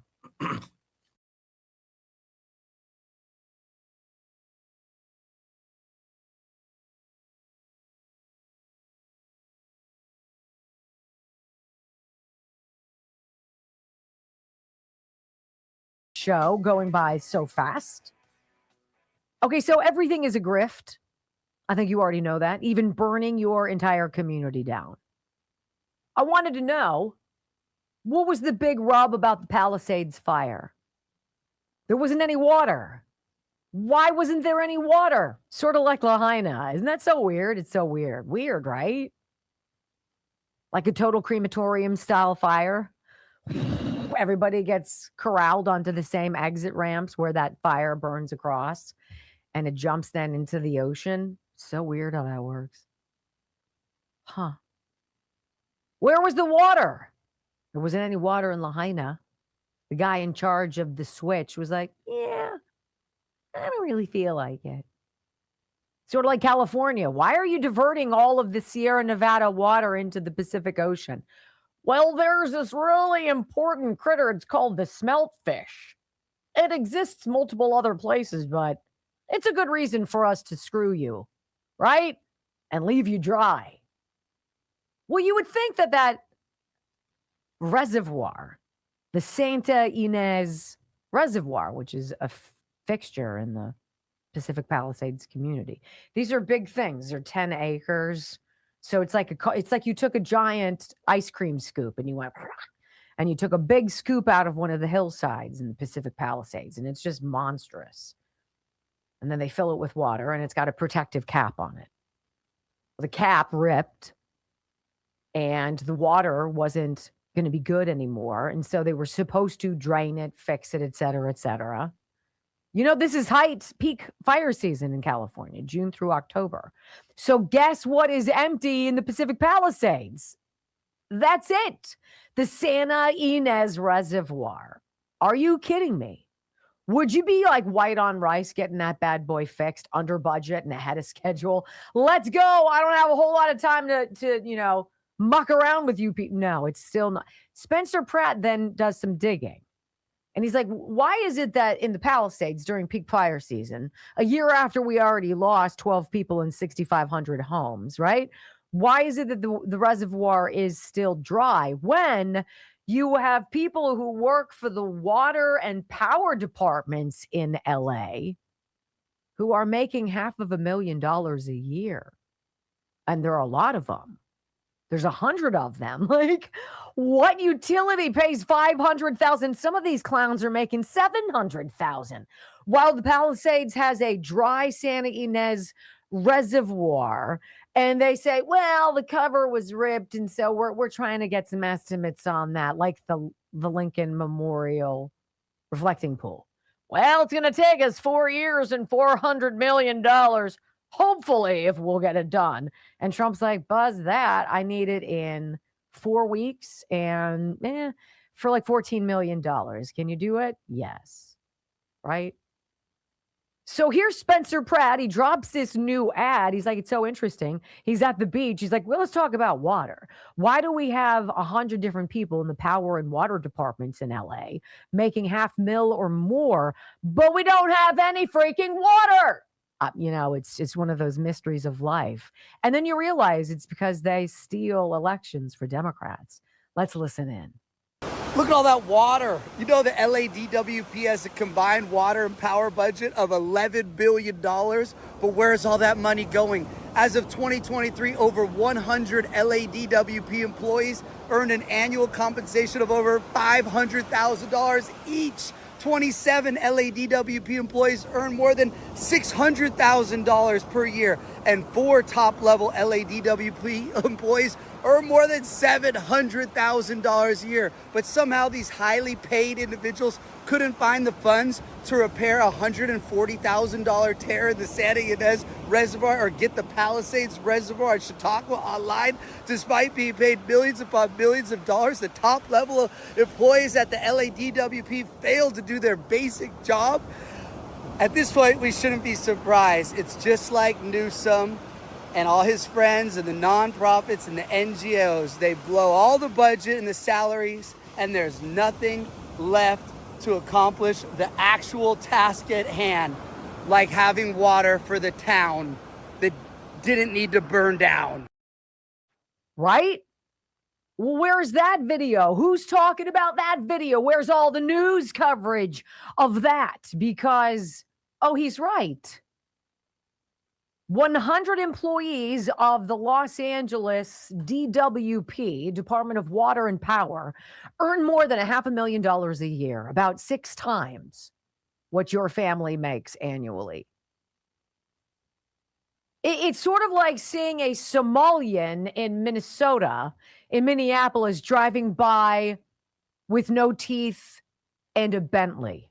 And you're like, huh, that is just, that's so weird. That's so weird that you're illiterate and you inbreed, and obviously you have no nutrition in your homeland, but somehow you managed to buy a Bentley. I'm sure that's all good, right? Why would you have Department of Water and Power workers making gobs? And it's not even workers, it's the fat cat administrators. Of course it is. And then they're like, oh my gosh, that's Santa Ynez Reservoir. You guys, there's a tear. Let's go fix it. Well, I don't know. We might have to get some estimates. This is peak fire season. There's no water. What are you going to do? What are you going to do? And Karen Bass gets 4 more years? Do you guys think that makes any kind of sense whatsoever? Of course it doesn't. It's all completely preposterous. So here we go. Public records show dozens of employees at the Los Angeles Department of Water and Power received total annual compensation exceeding $500,000 in recent years, drawing attention amid the utility's multi-billion-dollar budget and its role serving millions of residents. What are we paying for? Why am I paying taxes?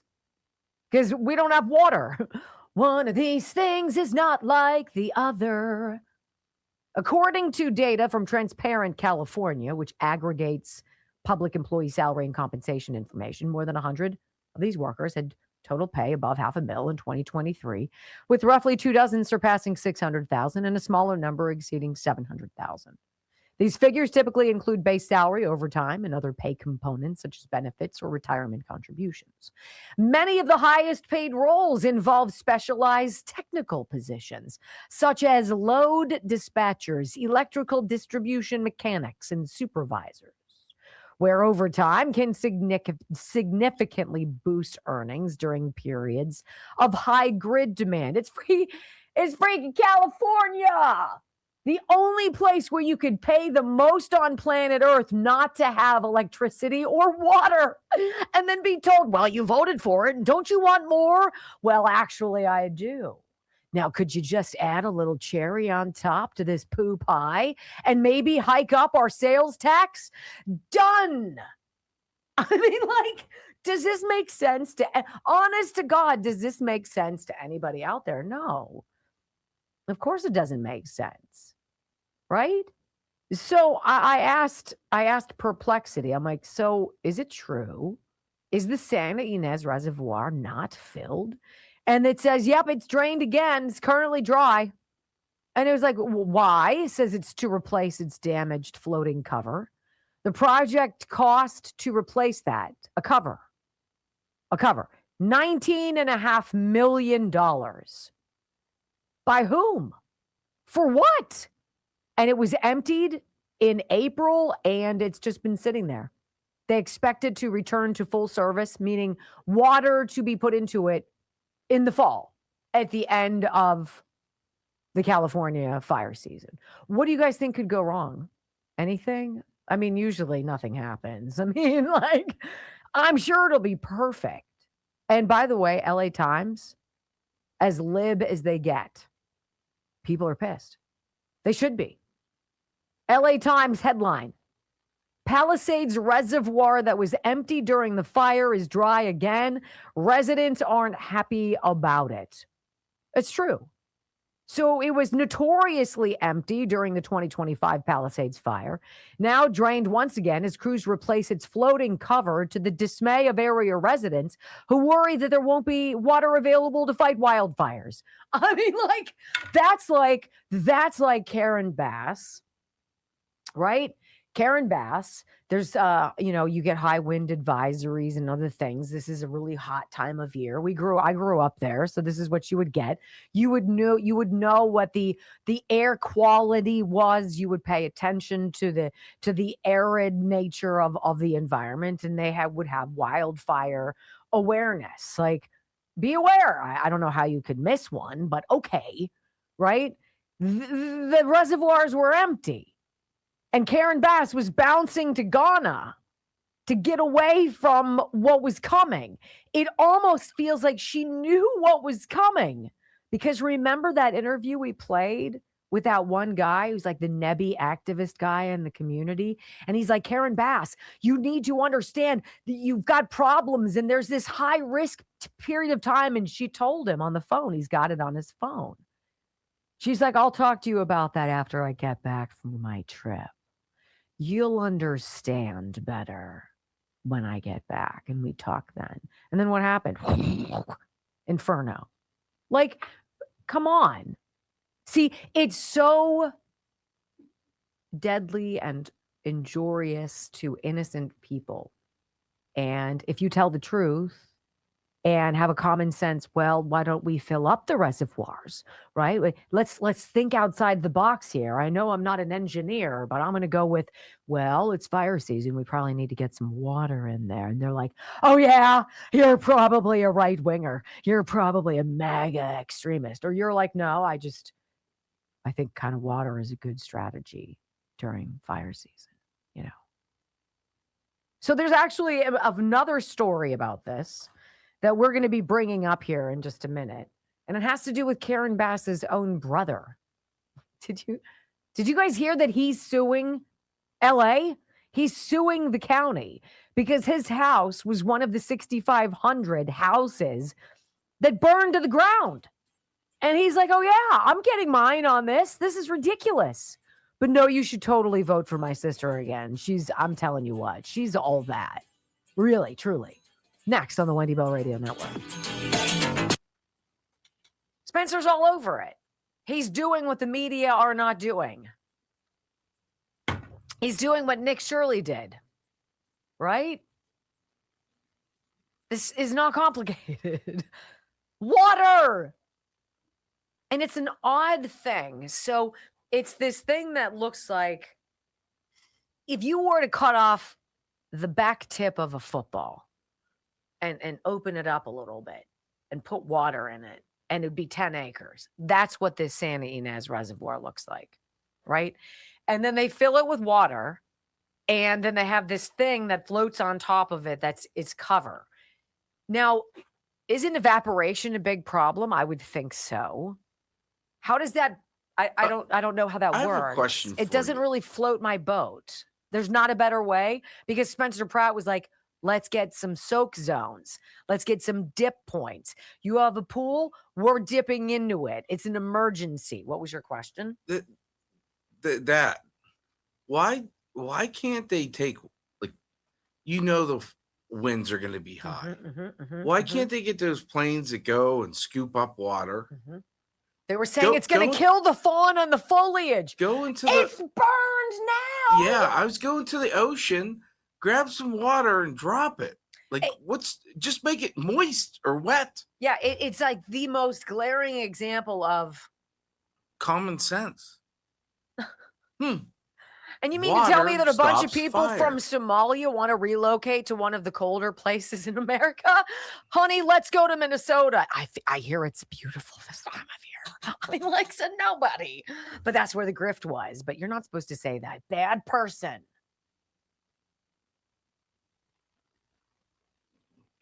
Info.healthrevolution.net. Info.healthrevolution.net. If you are generally displeased with your health insurance, if you feel like you're paying for a bunch of jazz that you don't need, and it's kind of like your cable bill, you'd like to do more a la carte, info.healthrevolution.net. If you're under the age of 65, if you're moderately healthy, if you are on COBRA, if you're self-employed, if you're a gig worker, if you're newly bounced from your parents' insurance, this is for you. You create your plan, you determine your coverage, you pick your doctors, and you don't pay copays. Your premiums are cut by 30 to 60%, right? And there's no weird enrollment window that you have to hurry up and squeeze to get through. It's available to you when you're ready. 800-868-6187. Write it down because I predict in the next year, Obamacare ain't going to be a thing. 800-868-6187, info.healthrevolution.net. Like literally. So they just, well, it's going to cost $19.5 million for this cover. Is that the only bid? Is that from your cousin Joe? Who's that? Where's the contract? Where, what? And then they bitch about Trump. He did a no-bid contract. Well, all of your bids were $400 million. He came in at 15. Suck it. Am I wrong? Am I totally wrong? Am I ranting about something that I ought not be? You can drop it on me. It's okay. What's going on, D7 2B78 Rush? Hi, Stag. What's going on, Texas Martin Smith? What's up, baby? Hi, Sue. Sue Bones. Sorry. Hi, Yon Wayne. Hi, Rosebud. Hi, Vipers. Hi, Ruth. Okay. So it makes sense. Okay, thanks. Renee, Evan. Diane, what's going on, baby?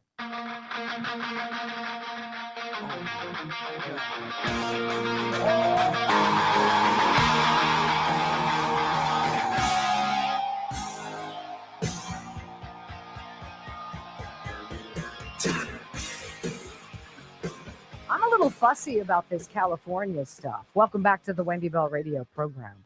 You know, the Californians are somewhat like the Iranians. I mean, it's a huge stretch, but in the same kind of vein that at some point they're going to have to rise up and take their state back. It's what's going to happen. And unfortunately, you have a relatively apathetic political environment, I think, in California. I just do. I don't know what they're going to do. This is Karen Bass's brother, though. He's joining Spencer Pratt in suing Los Angeles. But seriously, his older sister should totally, or his younger sister should totally be reelected as mayor. Got it. ABC7 with a story about Kenneth Bass losing his home in the fires and saying, hell yeah, I want part of this lawsuit. Who wouldn't? Court documents show Kenneth owned this Malibu property complete with a guest house, pool, and putting green. But from Air 7, you can see the main home is long gone.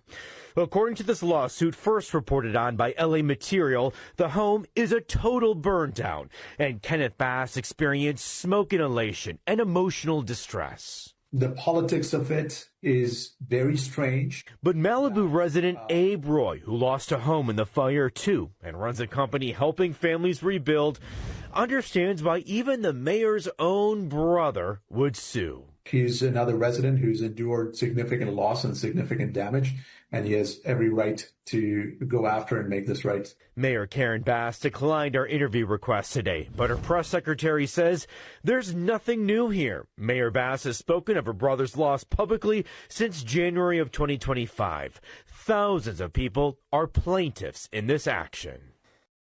Wow, it seems so emotional, so connected. Like Karen Bass really understands what it's like to lose everything. That's right, because she doesn't. She was in freaking Ghana. LA Mayor Karen Bass is facing legal action from an unlikely source, her own brother, who has joined Spencer Pratt, thousands of other fire victims, in a sweeping lawsuit against the city over its handling of the Palisades fire. Now, this is where things kind of get interesting. Kenneth Bass, 78, and his wife, who lost their Malibu home in January of 25, are joining Pratt in a massive lawsuit against the city. The Department of Water and Power, who's now paying 100 employees over $500,000 or more a year, but there's no freaking water, right? For alleged negligence. Among the claims is that the Santa Ynez Reservoir, bing, bing, bing, which holds roughly 117 million gallons of water, was empty when the fire broke out, contributing to low water pressure in some neighborhoods as firefighters battled the blaze. So that wasn't peak fire season when the Palisades Inferno destroyed so much property in Southern California. It is now. And the same 117 million gallons of water ain't there. And Karen Bass wants to be your next mayor again, Los Angeles. You know, how many different stories could fit this timeline, this, I guess, theme? I mean, think about COVID.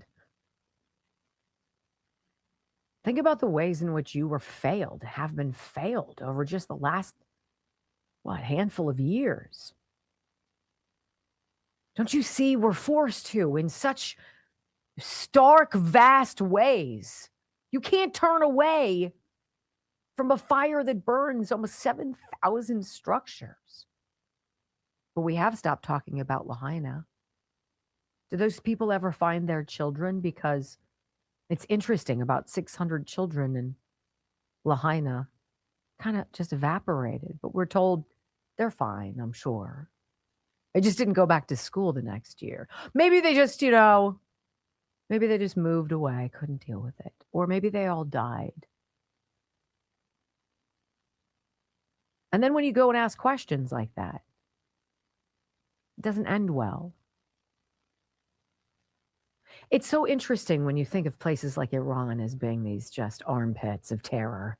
And then you look at your own country and you see people with the same armpits of terror. And you're like, really? Maybe different games, different rules of engagement, but same outcome. Your suffering, your loss. It's disgusting. We're forced to see all of this in these stark, ridiculous examples, right?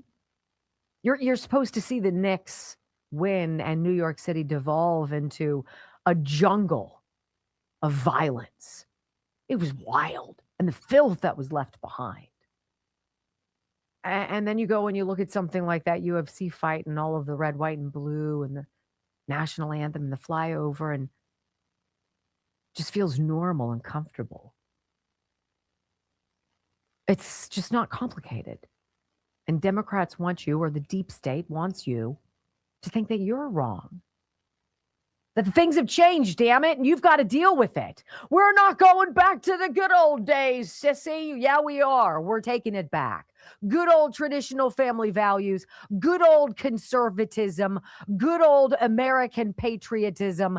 That's the ticket. That's the golden age. That is the journey that we are on. And a lot of these players who've been making money off the terror and the sickness and the rules and all of it, they don't have any clue what they're going to do when this ride of theirs comes to an end. When we come back on the Wendy Bell radio program, my friends, oh my goodness, hour number 3. The Newsoms, what? Under investigation? You've got to be kidding me. No way. Way next. I love how they're like, all right, I got to go to the bathroom. Do you mind? Nope. I just took out my thing, so.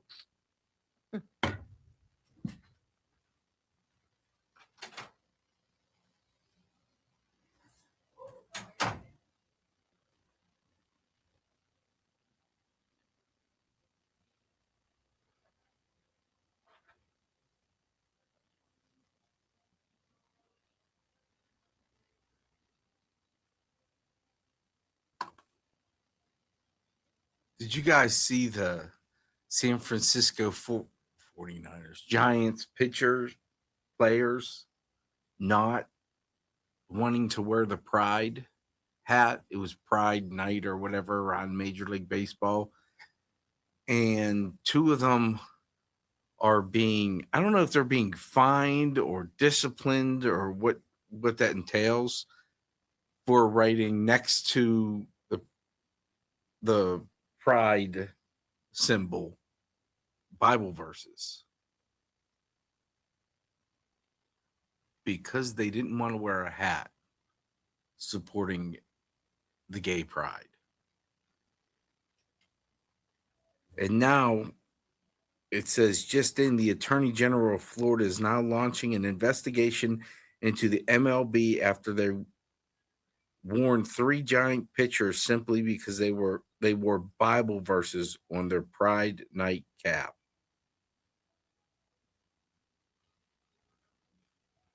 What? When is it okay to force somebody to do something? What do you care if they have a pride flag on their uniform?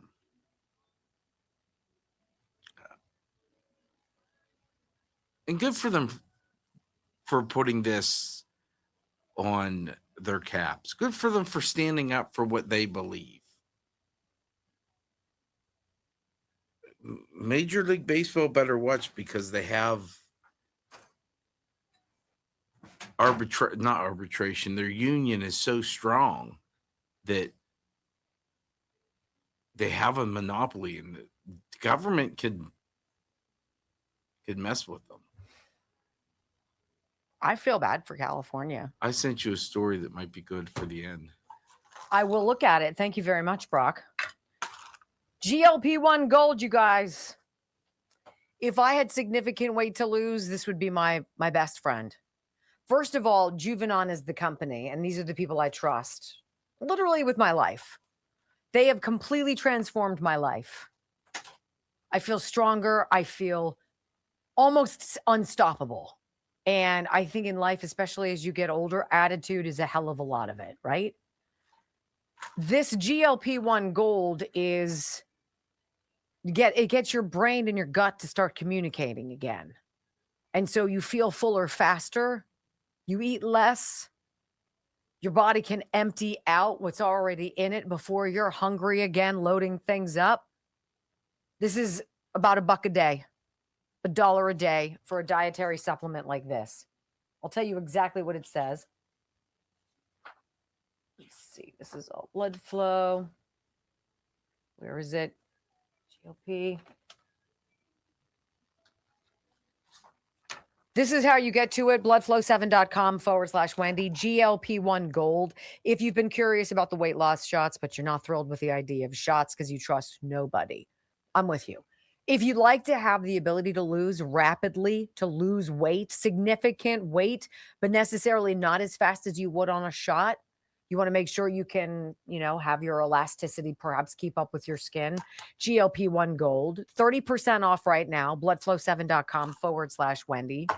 Support your body's own GLP-1 response. No needles, no drugs, no prescriptions. Easy daily capsule with meals. Fits into a normal lifestyle. It's just not a big deal. You eat it, eat your meal. There you go. And then you know what happens? You don't eat so much. And when you don't eat so much, I know it's totally weird, you lose weight.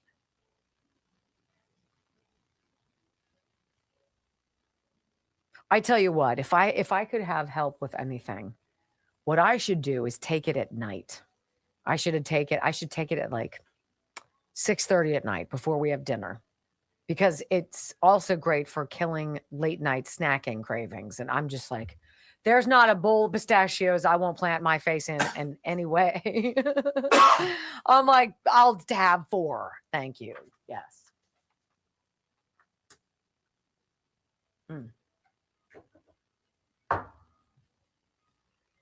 People throw money at you? Are they? Yeah. Hell yeah, you should. I'm so worth it though, aren't I? I don't even know what that means. Can't see who it is.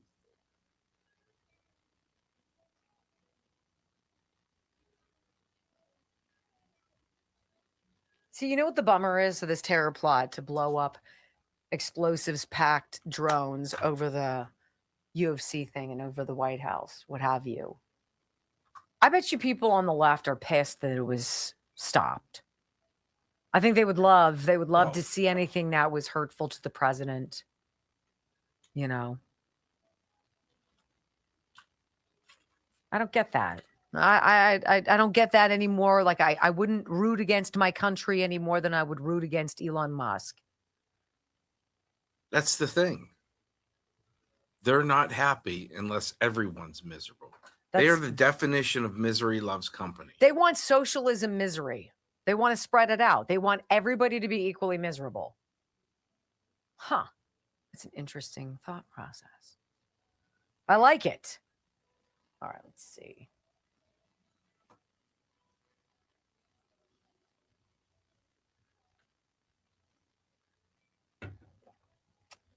Your girl looks pretty today. Sandra. Sandy. Brock likes Sandy Smith. I've seen uglier chicks. Well, she's a pretty woman. That's a pretty woman. I don't get to see her much anymore. Oh, I'm so sorry. Yeah, you used to go home and this is what you would watch, huh? Yeah. Not anymore. Maybe we can convince them to change your schedule for you. Kibosh on that. 4, 3, 2, 1. Wendy Bell, America's anchor mom, fighting for America 1 hour at a time. Welcome to the family. We're going to win so much. We're going to win at every level. We're going to win economically. We're going to win with the economy. We're going to win with military. We're going to win with healthcare and for our veterans. We're going to win with every single facet. We're going to win so much, you may even get tired of winning. And you'll say, please, please, it's too much winning. We can't take it anymore. Mr. President, it's too much. And I'll say, no, it isn't. We have to keep winning. We have to win more.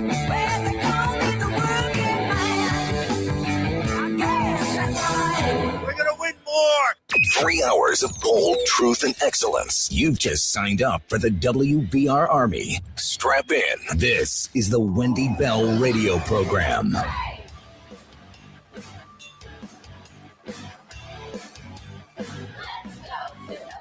Welcome back. Hour number 3 of the Wendy Bell radio program is live. You know, there is a new game we're going to have to play.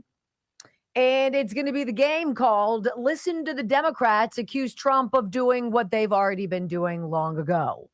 I mean, it's kind of a mouthful, but you get the vibe of what I'm saying. Everything that this guy has been accused of doing, they've done, right? Everything they tried to throw at Donald Trump, they've already done. And they're just trying to 180 rule it. Get away from me. No, it's not me. It's him. And they're just some people who are so lame, like Gavin Newsom. I mean, like, Gavin Newsom is being investigated now by the Department of Justice. What? Stop it. But he's such a great guy. Everybody loves Gavin Newsom in California. You should see the support, the bumper stickers, the hats. It's Oh, that's right. Nobody likes Gavin Newsom. He's a smarmy turd who's on some kind of drug that causes him to do a lot of this weird waving, moving, bobbing hands stuff like Hakeem, or is it Hakeem Jeffries or is that Cory Booker? I don't know. They strike me as the same sometimes. That's Gavin Newsom. He's being investigated. Why? Well, here's the thing. If you're gonna have a fundraiser, now I'm not a big fundraiser, but if I was one, and I was going to raise a lot of money for people who had just lost everything they had. The LA Palisades Fire Fund, Disaster Fund, right? Remember, they had all these bands come out. They had QR codes, donate here and blah, blah, blah. We'll get the money to, like, none of it went to the Palisades. None of it went to the Palisades. Sort of like the budget of the Department of Water and Power in LA. They've got this monstrous multi-billion-dollar budget, but none of it goes to getting great service at a discount, affordably, reliably, at all. It goes somewhere else where some people are getting rich, but it's never us. That's kind of what I'm seeing going on here. Gavin Newsom created this, or someone did, with gavinnewsom.com as the email or as the web address. Some Palisades Fire Fund. Lo and behold, where did all of the money go? Gavin Newsom claims he and his wife are being investigated by the DOJ and accuses Trump of, quote, coming after him for considering a presidential run. It's sort of like what they said he did with Biden. Remember the phone call with Zelensky? Oh, yeah? He was trying to go after his political opponent. He was trying to go after his opponent for the 2020 election. And Trump is like, no, I just congratulated Zelensky on his election and said, you got a lot of corruption over there with a lot of people from over here. You should probably get down to the bottom of it, right? In a video posted to X, Newsom said federal agents have knocked on the doors of his family and his friends and even people who used to work for him. Oh, I don't know. Is that like Michael Flynn? Is that like Peter Navarro? Who else did they round up?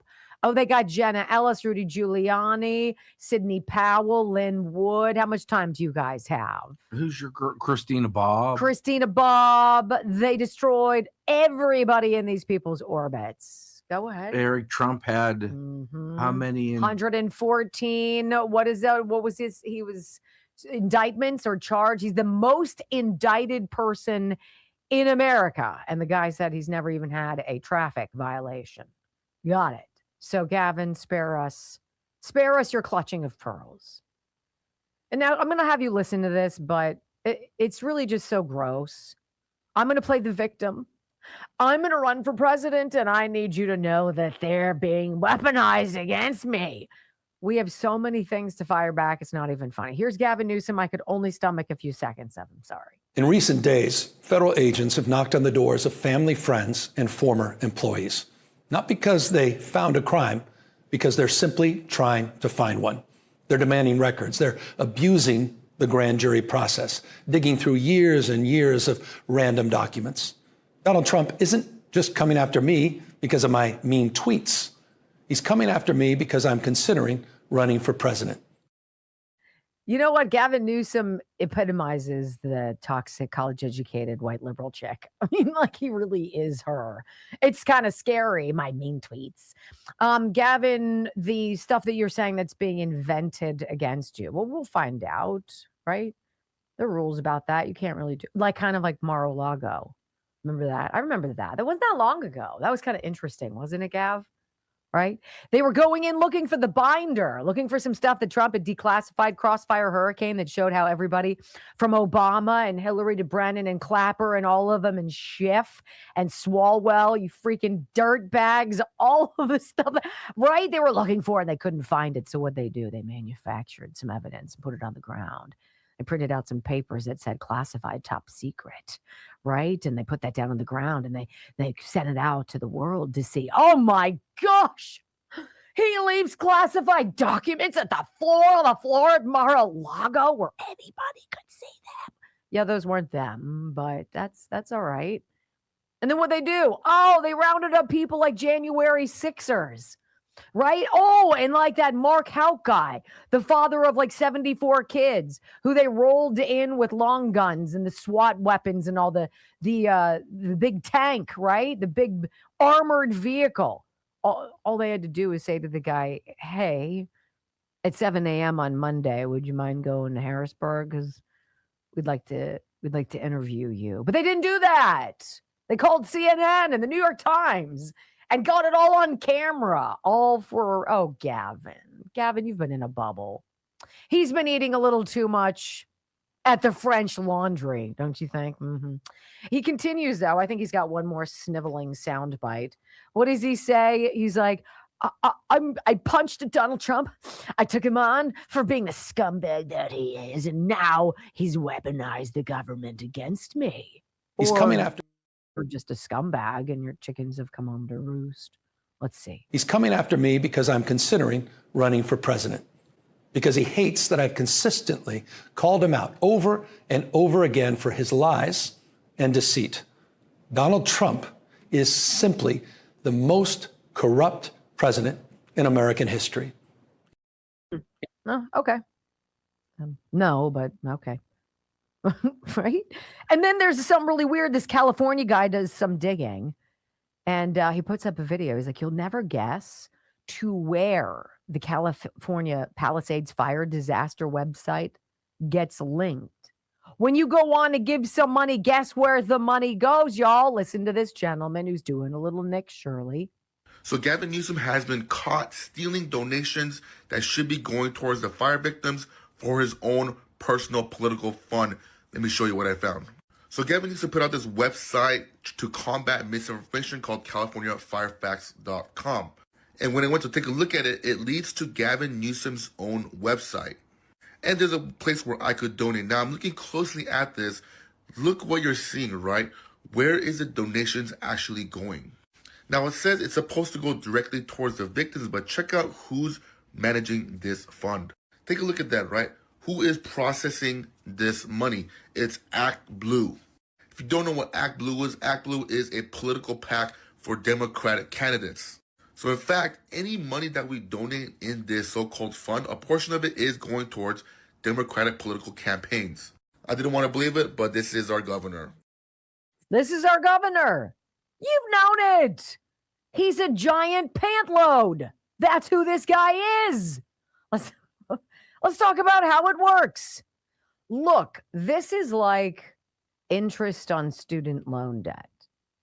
People go to this website, that's gavinnewsom.com, and there's some payment fees associated with the fire disaster donations. And those payment fees sure can cycle tens of millions of dollars into Democrat campaign coffers every single year. And creating one of these campaigns is super duper easy. Listen. How this scam works is actually very simple. Democrats set up a campaign for a cause similar to like what Gavin Newsom did for the Pacific Palisades fire victims. Then donors can go in, they can select those campaigns, and then they can make donations through that link that they provide. But here's the catch. Act Blue acts as the middleman, and they get a percentage, a 3.95% of every donation that's made. And over the course of all these campaigns and these donations, that comes to a lot of money into Democrats' pockets. If we look at how much Democrats make every year from these fees, they make $75 million a year just from people donating and using the Act Blue links. And look, during election years, they can make as much as $150 million. This is just on payment fees. Isn't that disgusting? That's how pervasive it is. That's how easy it is. Oh, by the way, Gavin Newsom's wife, Jen, she's apparently pocketed over $3 million from her charity, whatever charity that is, for herself and her company over the past few years. Of course, according to a recent report, documents from the IRS show that Jen Seibel Newsom has been paying herself and her company, Girls Club, LLC, income from something called the Representation Project, a charity that fights against intersectional gender stereotypes. Oh my God. I have no idea why the Newsoms are being investigated. They sound lovely. Super duper. Great neighbors. When we come back on the Wendy Bell radio program, you know, the swamp knows there is no money in you being healthy. So they're pushing a bill to reduce all of the pharmaceutical cuts that the president and the most favored nations has lowered our prescription price. You got members of the Congress that want the prices to go back up. Why? Next. Shocker, said nobody. Okay, Healthy Cell. I'm just going to tell you, it's calm mood all the way. You know what's in calm mood, Brock? Calmness? No. You said it already today. What's that? You said it already today. Ashwagandha? Thank you very much. Yes, sirree. I'm going to read it to you. Is that why they do that in Chuck Juice? Not to get you too pumped up? Well, I mean, I think they, I might be lying. Let's see. Hold on.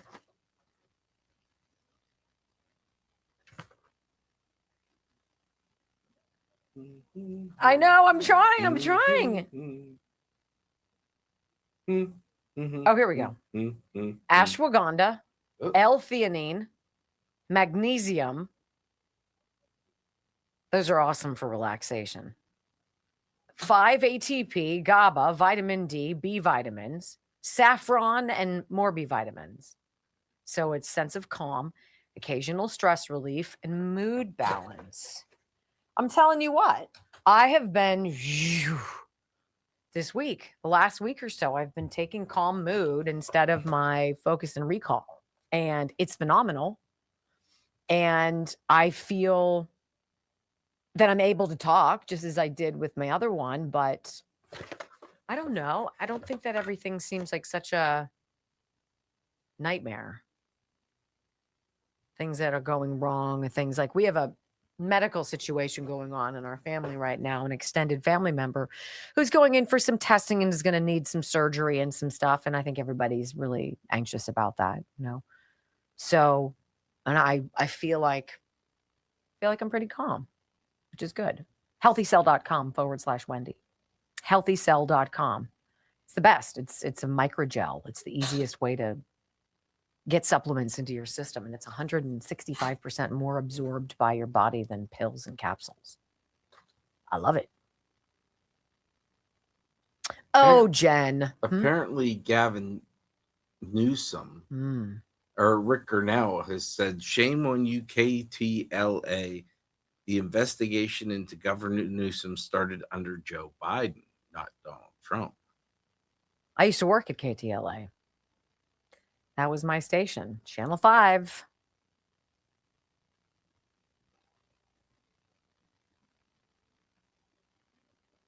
The business was dirty back then, too.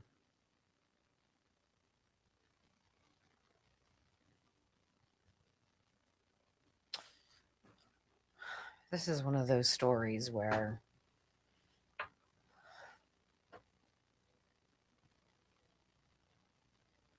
I just had a cousin diagnosed with pancreatic cancer. Like, these drugs and affordability matters. Why would you have members of Congress that want to bone you and make you pay full price or pay more than everybody else? I don't get it. Because they make money. And most favored nations, they don't make money. How much money is enough money? Like, what the hell?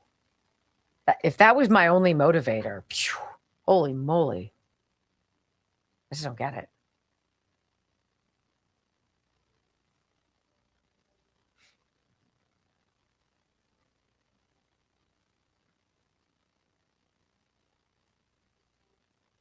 Is this a really long segment or a really long commercial? No. Sorry, I could have been talking to you guys. Instead, I'll look awkwardly at you. Yeah, that won't be weird.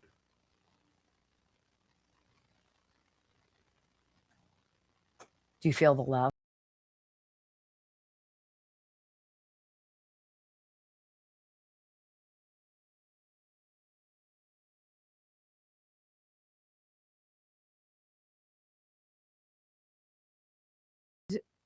Join forces to bring down the cost of prescription medications, hundreds of prescription drugs and generics in this country, so that you and I aren't footing the world's pharma profit margins. That's what we were doing.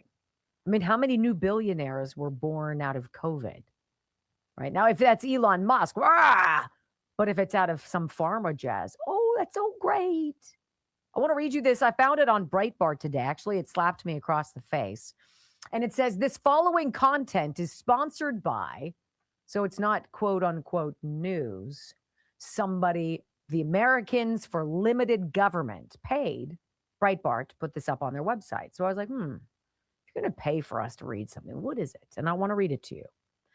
Washington loves a bill with a friendly name. The Medication Affordability and Patient and Patent, Integrity Act, now pending before the Senate Health, Education, Labor, and Pensions Committee. Sounds like something every American should support, right? And then you read the text. The bill buries American inventors and innovators and all these new mandates, invites a wave of lawsuits, and gives foreign competitors a closer look at our most sensitive medical research. Oh, yeah, and it wouldn't lower the price of a single prescription. Then there's that. The bill forces drug companies to certify that every piece of information they give the Food and Drug Administration matches exactly what they told the U.S. Patent and Trademark Office. Trip over a technicality, and the FDA can block approval of a new medicine. A cancer drug could sit on a shelf over a paperwork fight between two federal agencies while patients wait. Isn't it amazing how Democrats are always about? Well, it's bipartisan, it's swampy. It's about gumming things up, bogging things down with regulations so you can never get the help that you need. Well, supporters claim the bill stops companies from gaming the patent system, but the law already handles that. Courts can and do throw out patents obtained through fraud, and federal regulators already have broad power to punish companies that mislead the FDA. This bill is a solution in search of a problem. Worse, it scrambles the jobs of two agencies that each work fine on their own. The FDA decides whether a drug is safe and effective. The Patent Office describes or decides whether an invention deserves a patent. Missing these two jobs, mixing them together, improves neither one. What it does do is hand competitors and trial lawyers a new weapon. They could tie up valid patents for years over filing technicalities that have nothing to do with whether a medicine even works. Every dollar a company burns on those lawsuits is a dollar that never reaches the lab. And then there's the national security problem. Communist China has made it official state policy to dominate biotechnology, and stealing American research is central to the plan. Right? Chinese hackers have targeted American drug companies for years. The CCP does not need to outwork American scientists when it can just raid their files instead. And the bill would make that raid even easier. Drug makers already hand enormous amounts of sensitive research data to federal regulators. The bill would force even more disclosure spread across more agencies and more filings. And every new filing is a new target. Do you see how they do it? That is the playbook Congress should follow. More competition, more transparency, fewer middlemen taking a cut between the factory and the pharmacy. The Medication Affordability and Patent Integrity Act offers red tape, courtroom fights, and a head start for Beijing. America invents most of the world's new medicines because we protect the people who take big risks to cure diseases. Members of the HELP Committee should reject this misguided bill and get back to reforms that put American patients first. Well, you know what Democrats are on this HELP Committee, the Senate Health, Education, Labor, and Pensions Committee? Well, these are the Democrats: Bernie Sanders, Patty Murray, Tammy Baldwin, Chris Murphy, Tim Kaine, Maggie Hassan, John Hickenlooper, Ed Markey, Andy Kim, Lisa Blunt Rochester, and Angela Also Brooks. Which of those Democrat senators is also on the top 20 list for getting paid the most money by Big Pharma to their political campaigns? All of those names I just told you. All of them. All of the Democrats on this Senate committee that want to screw up the reduction of prescription drug prices are all in the top 20 largest recipients from Big Pharma cash. I know, it's such a shocker. When we come back, speaking of money, of course Zelensky wants to make a deal. He's getting squeezed. Next on the Wendy Bell Radio Network. Literally, if you look at what it says, you've got Bernie Sanders, the heir apparent, or the grand hierophant, I should say. He's gotten like $23 million from pharma. And then there's Raphael Warnock. He comes in a close second at like 14 mil. And then there's Elizabeth Warren with 10,447,000 reasons that She's poor. Yeah, she's struggling. It's all by their fingernails. Hang on by the fingernail, Brooke. Right? What have I forgotten? Kelly Morgan. I know Morgan's Fitness. Her merch sale continues, but the 90 Ignite program rolls on her website, moregainsfitness.com. And that is where you get to take control of your body. She says it's not something that happens overnight. You can take some weight loss aids to certainly assist you, but the actual work happens with the time you put into it. And so she teaches you on video the exercises that you need to do Monday, Wednesday, Friday, maybe one day on the weekend, whatever it is. So it's easy and you can do it in the comfort of your own home. Lose a lot of weight, lose a lot of fat, gain a lot of confidence. Moregainsfitness.com. MORGAINZ Fitness. Let us see.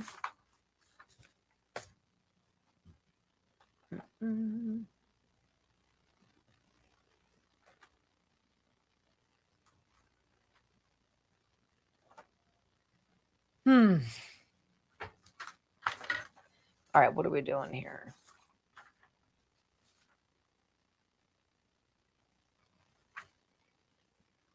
This is just one of those things that makes me go, There are a lot of things happening. Tulsi Gabbard leaving, dropping some bombs along the way. And I think it's worthy that we are all on the same page. I think it's necessary that we be there. Let's see how your rumbles are. Do we at least get to 2 yet? 2. We just hit 2. Ugh. 4,300 live. Hi, guys. It's great to be with you.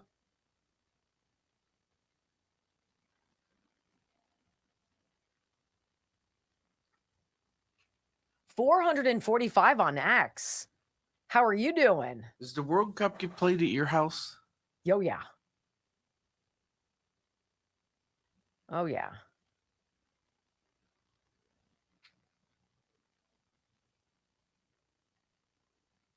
Something I never got into. Soccer? Yeah. Yeah, it's huge at my house. All I do is during the summers punish myself by watching the Pirates. Oh, gosh. You know, first 5 innings, usually pretty good. That's when you need to get up and leave. And then the That's a bullpen terrible opens up, and bullpen is dreadful. so does the offense for the other team. It's like batting practice for their team. They don't take it before the game. They take it for the 5th, 6th, 7th, and 8th inning.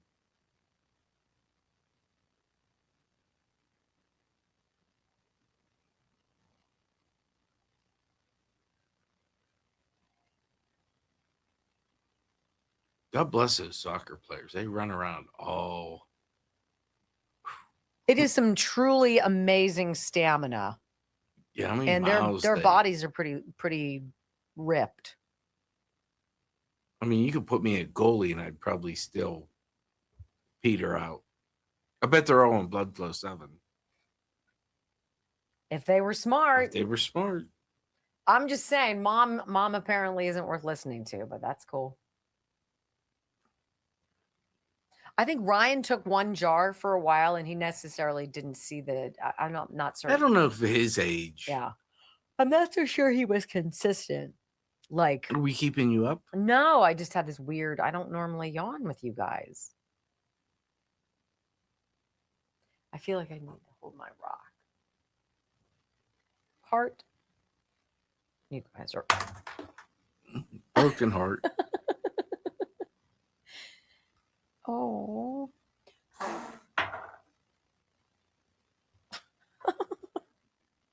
Broken, Uh-oh. broken heart. What's that? Broken heart.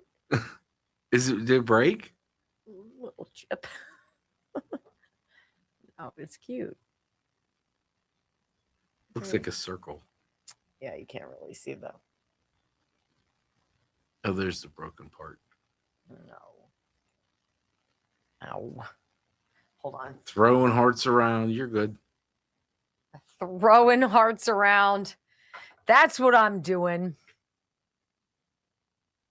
I should probably send that to Sandy. Huh? I haven't seen her in a while. And because you have it on there, I can't have it on in here. Would you rather have it? No.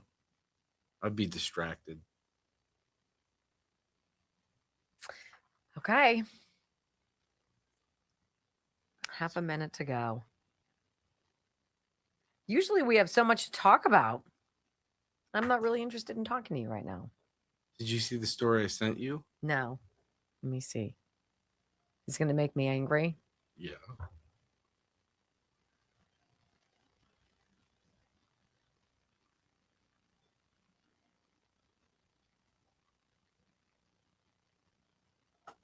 Is that your angry face? What? Another rift continues. That's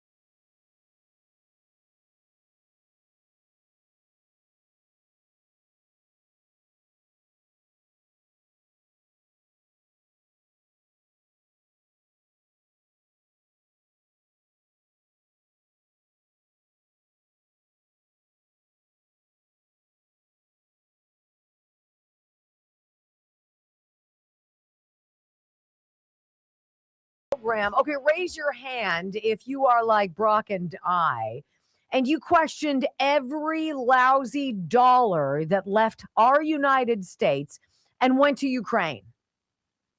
Okay, I'm not alone here, am I? War was very interesting. You guys, I never told you this story, okay? But I can tell you it because I don't work for them anymore. Brock will remember this. So I was asked to fly out to New York. Newsmax had asked me to fly out when I was doing stuff for them on the weekends. And I don't know if they were trying to test me out or they legitimately got in a bind, and Grant Stinchfield, who had a show, was going to be off for 2 nights. Wasn't it 2 nights, Brock? I think it was 2. I was going to be in New York, across the street. They put me up in a nice hotel and I was going to go in and do the show, yada, yada, yada. Well, this was right around the time of this war breaking out with Ukraine. And so it's wall to wall. Everybody's running around the headquarters in New York. They've got some very talented people at Newsmax, and they've got a lot of employees. So people are running around, and I don't know anybody. So I'm in this kind of green room environment where I'm waiting for the hair gal to figure out that there's nothing you can do with my hair to make it really look good on television. And one of the main anchor dudes in the morning shows said to me basically, so like they were all talking about, oh, Putin, Putin.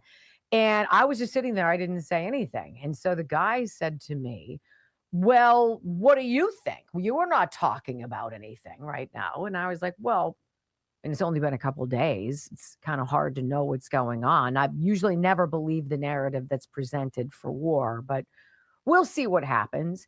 And he literally, Brock, do you remember? He was mad at me. And yeah, Bob said you were a Putin puppet. Yeah, he called me, Bob Sellers called me a Putin puppet. You must be one of those Putin puppets. And I'm like, no, I'm just not a bandwagoner.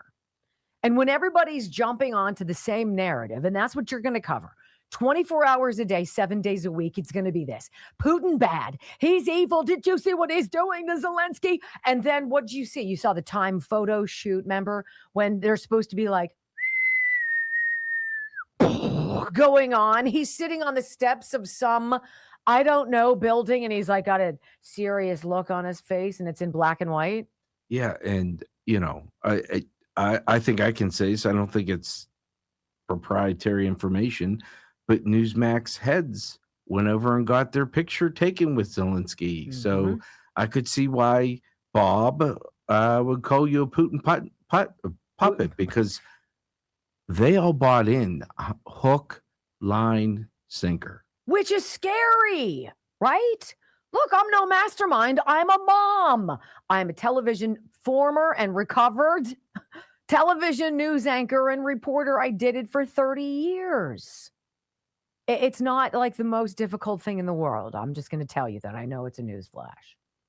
But everybody and his brother, there was nobody critically like, wait a minute, let's tap the brakes for a second. This is all very new. It was like, and I was on the outs because I was the schmuck who was like, well, I don't know. Putin said some pretty interesting things about why he was invading. He said something about denazifying the area. He talked about biolabs and other things. What if it's not Putin who's actually the bad guy here? Well, can you imagine if I'd said that? Oh my gosh. I might as well have been fired on the spot. That's where we are. So anyway, I want to remind everybody, as Tulsi Gabbard is now with just a few days left to go in the final days as the director of national intelligence, and she's doing a banger job of dropping some nukes along the way, right? This is one of my favorites, that U.S. intercepted Ukraine government messages discussing plot to route money to Biden's reelection. I'm sorry? So we're going to use war. Of course, this war is a great grift. It's like medicine. It's like sickness. It's like education. It's like anything, right? It's a way that people who suck can make money off of others suffering. It's essentially what's going on.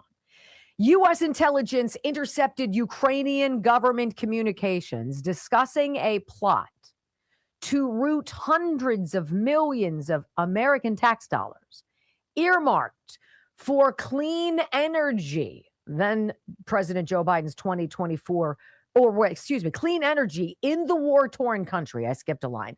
And move them to the United States to enrich then President Joe Biden's 2024 reelection campaign in the DNC, according to a declassified intelligence report summarizing the intercepts that were obtained by Just the News.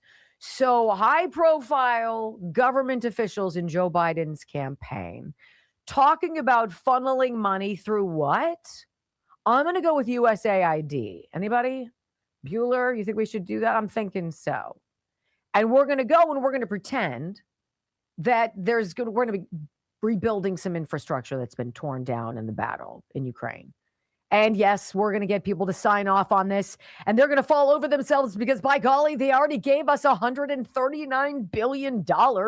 What's a couple $100 million? Nobody will pay attention to that, except Tulsi Gabbard. Director of National Intelligence Tulsi Gabbard recently learned of the intercepts and has asked the U.S. Agency for International Development officials to scour for records to see if the plot actually was carried out and whether a criminal referral should be made to the FBI. Gabbard's team has not found substantive evidence the intercepted allegations were thoroughly investigated during the Biden administration. Shut up. What? You mean to tell me that Joe Biden's own Department of Justice did not investigate allegations that there was funneled Ukraine aid money that was going to be laundered through some stupid green energy project of redevelopment to be then brought back into Joe Biden's reelection coffers? That was the guy that got 81 million votes. Why would he need help fundraising? For heaven's sakes, asking for a friend.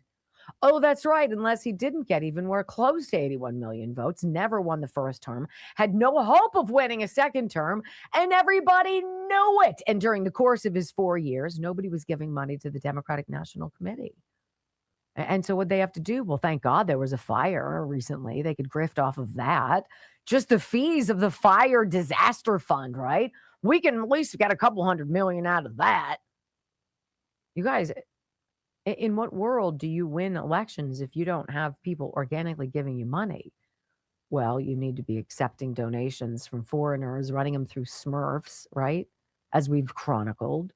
But to directly benefit Joe Biden and Gavin Newsom's clutching his pearls. He's like, they're investigating me. This is weaponization. My man. I mean, like, Do you not think we've been watching all of the weaponization for the last 10 years? You twit who's on Adderall or whatever it is that you're doing. I don't know what the bejeebers he's doing. No wonder Zelensky is like 1-800 I love you over the weekend with Trump. Happy birthday, Mr. President. Mwah, mwah, mwah, mwah, mwah, mwah, mwah.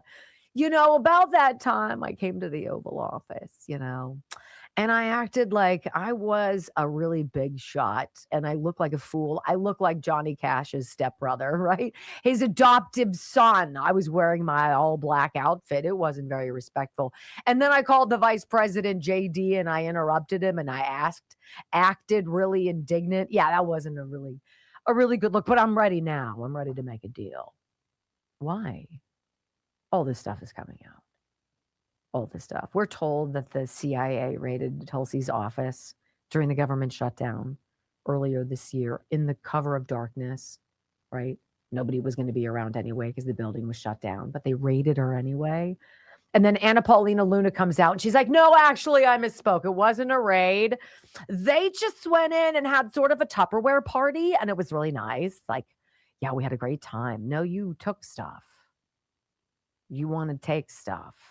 Because you don't want the American people to know, the people who are still dirty as stones, were part of Joe Biden's CIA, Joe Biden's Department of Justice, his FBI. They're still there. They haven't been carved out. They will be. I do believe they will be. And Zelensky is going to get squeezed. Trump has the Trump cards. He has the leverage, if you will, the same way he had the leverage with the Iranian wackos who want to just kill everybody. Oh, yeah, we'll bomb you into the middle of next week and without you knowing about it, suck out 100 million barrels of your oil. And then we'll go sell it on the open market, bring down the price of crude, and everybody can call it a day. And you'll be destitute living by yourself, and everybody will hate you. And you have no uranium nor any way to get to it. So other than that, what did you want to talk about? That's kind of how I feel what's coming. Trump has a call in, or Putin called. Putin called as well on Trump's 80th birthday. Hello, Donald. Donald. I think Trump and Putin work together a little bit more than you and I think. And I think that maybe, I don't know, I could be way off base. They might be working together on China. I don't know.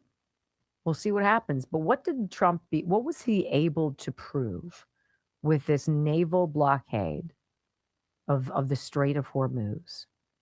That you do not need boots on the ground. You do not need to send in one more young soldier to take a bullet for something that they didn't do, fundamentally changing the rules of engagement.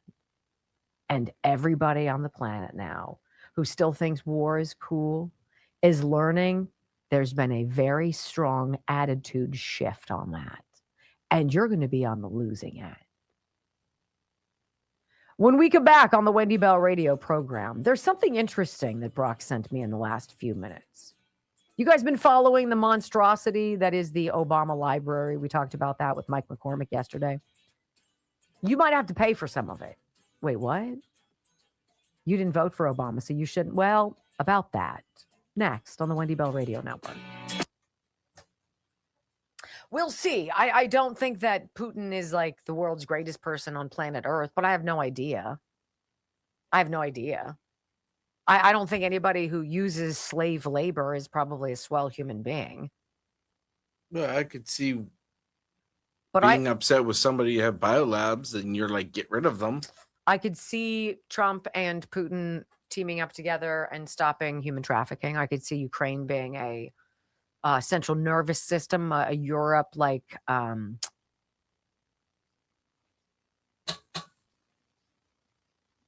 of like an underground railroad. And I could see Putin being pissed about that. Stop it, Donald.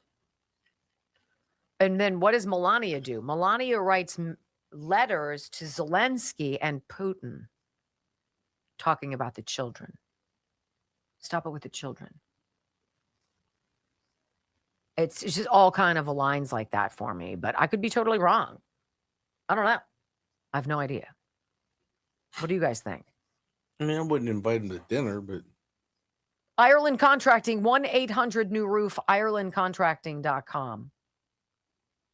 I just think that it's nice to have somebody in your back pocket.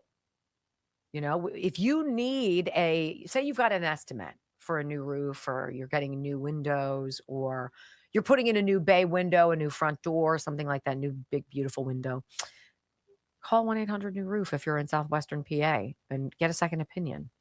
You want to get some siding, you want to change some stuff up, maybe get some new soffit and fascia, gutters and downspouts. Sexy, no, but it's expensive. Don't you want more than one opinion? Why wouldn't you call Ireland Contracting? They'll come out and give you an estimate. And they want to have a relationship with you. They're not like surgeons where they go in, cut in, bye-bye. Good luck with that. You can see rehab and it's not me. Bye. Ireland's like, no, I want you to want me back and to tell all of your friends about us. So they have a vested interest in our communities of being very good stewards of it. And they are. They're wonderful. 1-800-NEW-ROOF, IrelandContracting.com.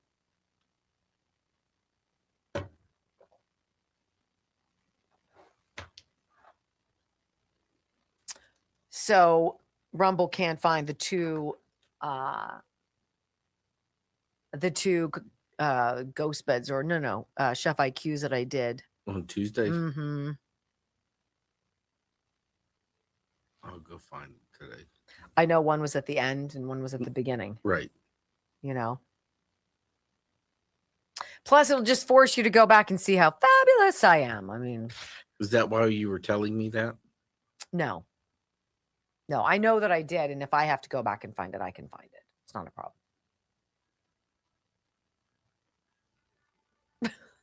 I mean, you have such a busy day today. I really don't. I don't have jack crap to do. And so I'm going to mill around and pretend that I'm just confused and dazed, but I literally don't know what to do. I could go to the driving range. I could go wash my car. Ooh. I could write more of my book. It's been a few years. I got some stones you could move. I have a title too for my book. I don't know if I'll share it with anybody. Got some rock and sand to move. No, I'm good. Thanks. It's Joe's half day, so hopefully he'll be home by 6. Oh, good. So he could help too. Look, we'll have it done in no time. And when I have a heart attack halfway through, he can help. When I have a heart attack. If you don't hear from me, it's probably what I'm probably hunched over clutching the wheelbarrow. your chest. Clutching my chest. Which is why you need to have somebody fill in for you. Right? I mean, if we're being honest. Wow. Did that escalate a little faster than you wanted? Wow.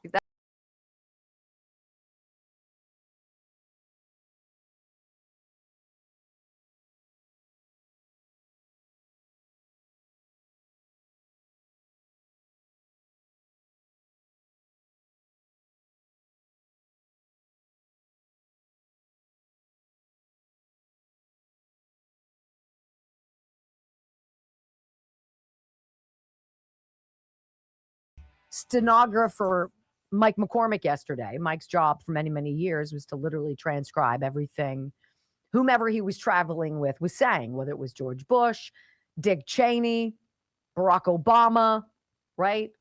Or Joe Biden. And so Mike dropped this bomb on me. He's like, look, I was searching for the presidential library. And what did he say it was exactly, Brock, that was missing? It was communiques regarding Biden and something in particular. I forget what it was. I thought it was the metabiota. It was metabiota. That's it. See, that's why everybody needs to have an elephant. Thank you for that. So anyway, a lot of these transcripts, a lot of things that Mike worked on as a stenographer on Hunter Biden's role in this bio lab defense contracting nightmare called metabiota that ties in with the Ukraine war, with why Putin said he was invading. Now, all of a sudden, Tulsi drops this bombshell that there's 120 biolabs. They were telling us there's no biolabs. Oh, yeah, there are. In fact, there are 120. Other than that, everything's fine. Senator Paul, you do not know what you were talking about, right? When has anybody been wrong here? Well, now here's this nice slap in the face, okay? A report from Breitbart. Obama Center contractors, I guess that's the library, owed millions of dollars and a safety net to spare taxpayers hasn't been funded. What? Taxpayers could be left with a big bill if the Obama Presidential Center experiences financial trouble because its foundation is not yet established a promised $470 million safety net to guard against a public bailout. Typical. God, these people suck. This is according to a Fox News digital investigation of the center's finances as Chicago awaits its grand opening on Friday, this Friday, Juneteenth. Woohoo! The outlet's investigation published Saturday found that multiple contractors and subcontractors claiming losses ranging from hundreds of thousands of dollars to millions on the project, with some alleging they remain locked in payment disputes and face financial ruin. Can you imagine being all jazzed? These are probably Black-owned, minority-owned contractors, super jazzed, getting this opportunity, this moment in history to lay whatever nasty concrete the face of this thing is or what have you. Oh, yeah, and then to get bent over. Sorry. Yeah, we didn't really ever have that money. Oops. In an agreement with the city of Chicago, the foundation promised to create the endowment. Essentially, the foundation, the Obama Foundation. There is no Obama Foundation. Nobody's giving, which is why they have to be grifting. God, the foundation promised to create an endowment, essentially a reserve of cash, as part of its 90-year sweetheart deal to control the publicly owned 19.3-acre section of Jackson Park for a one-time payment of just $10.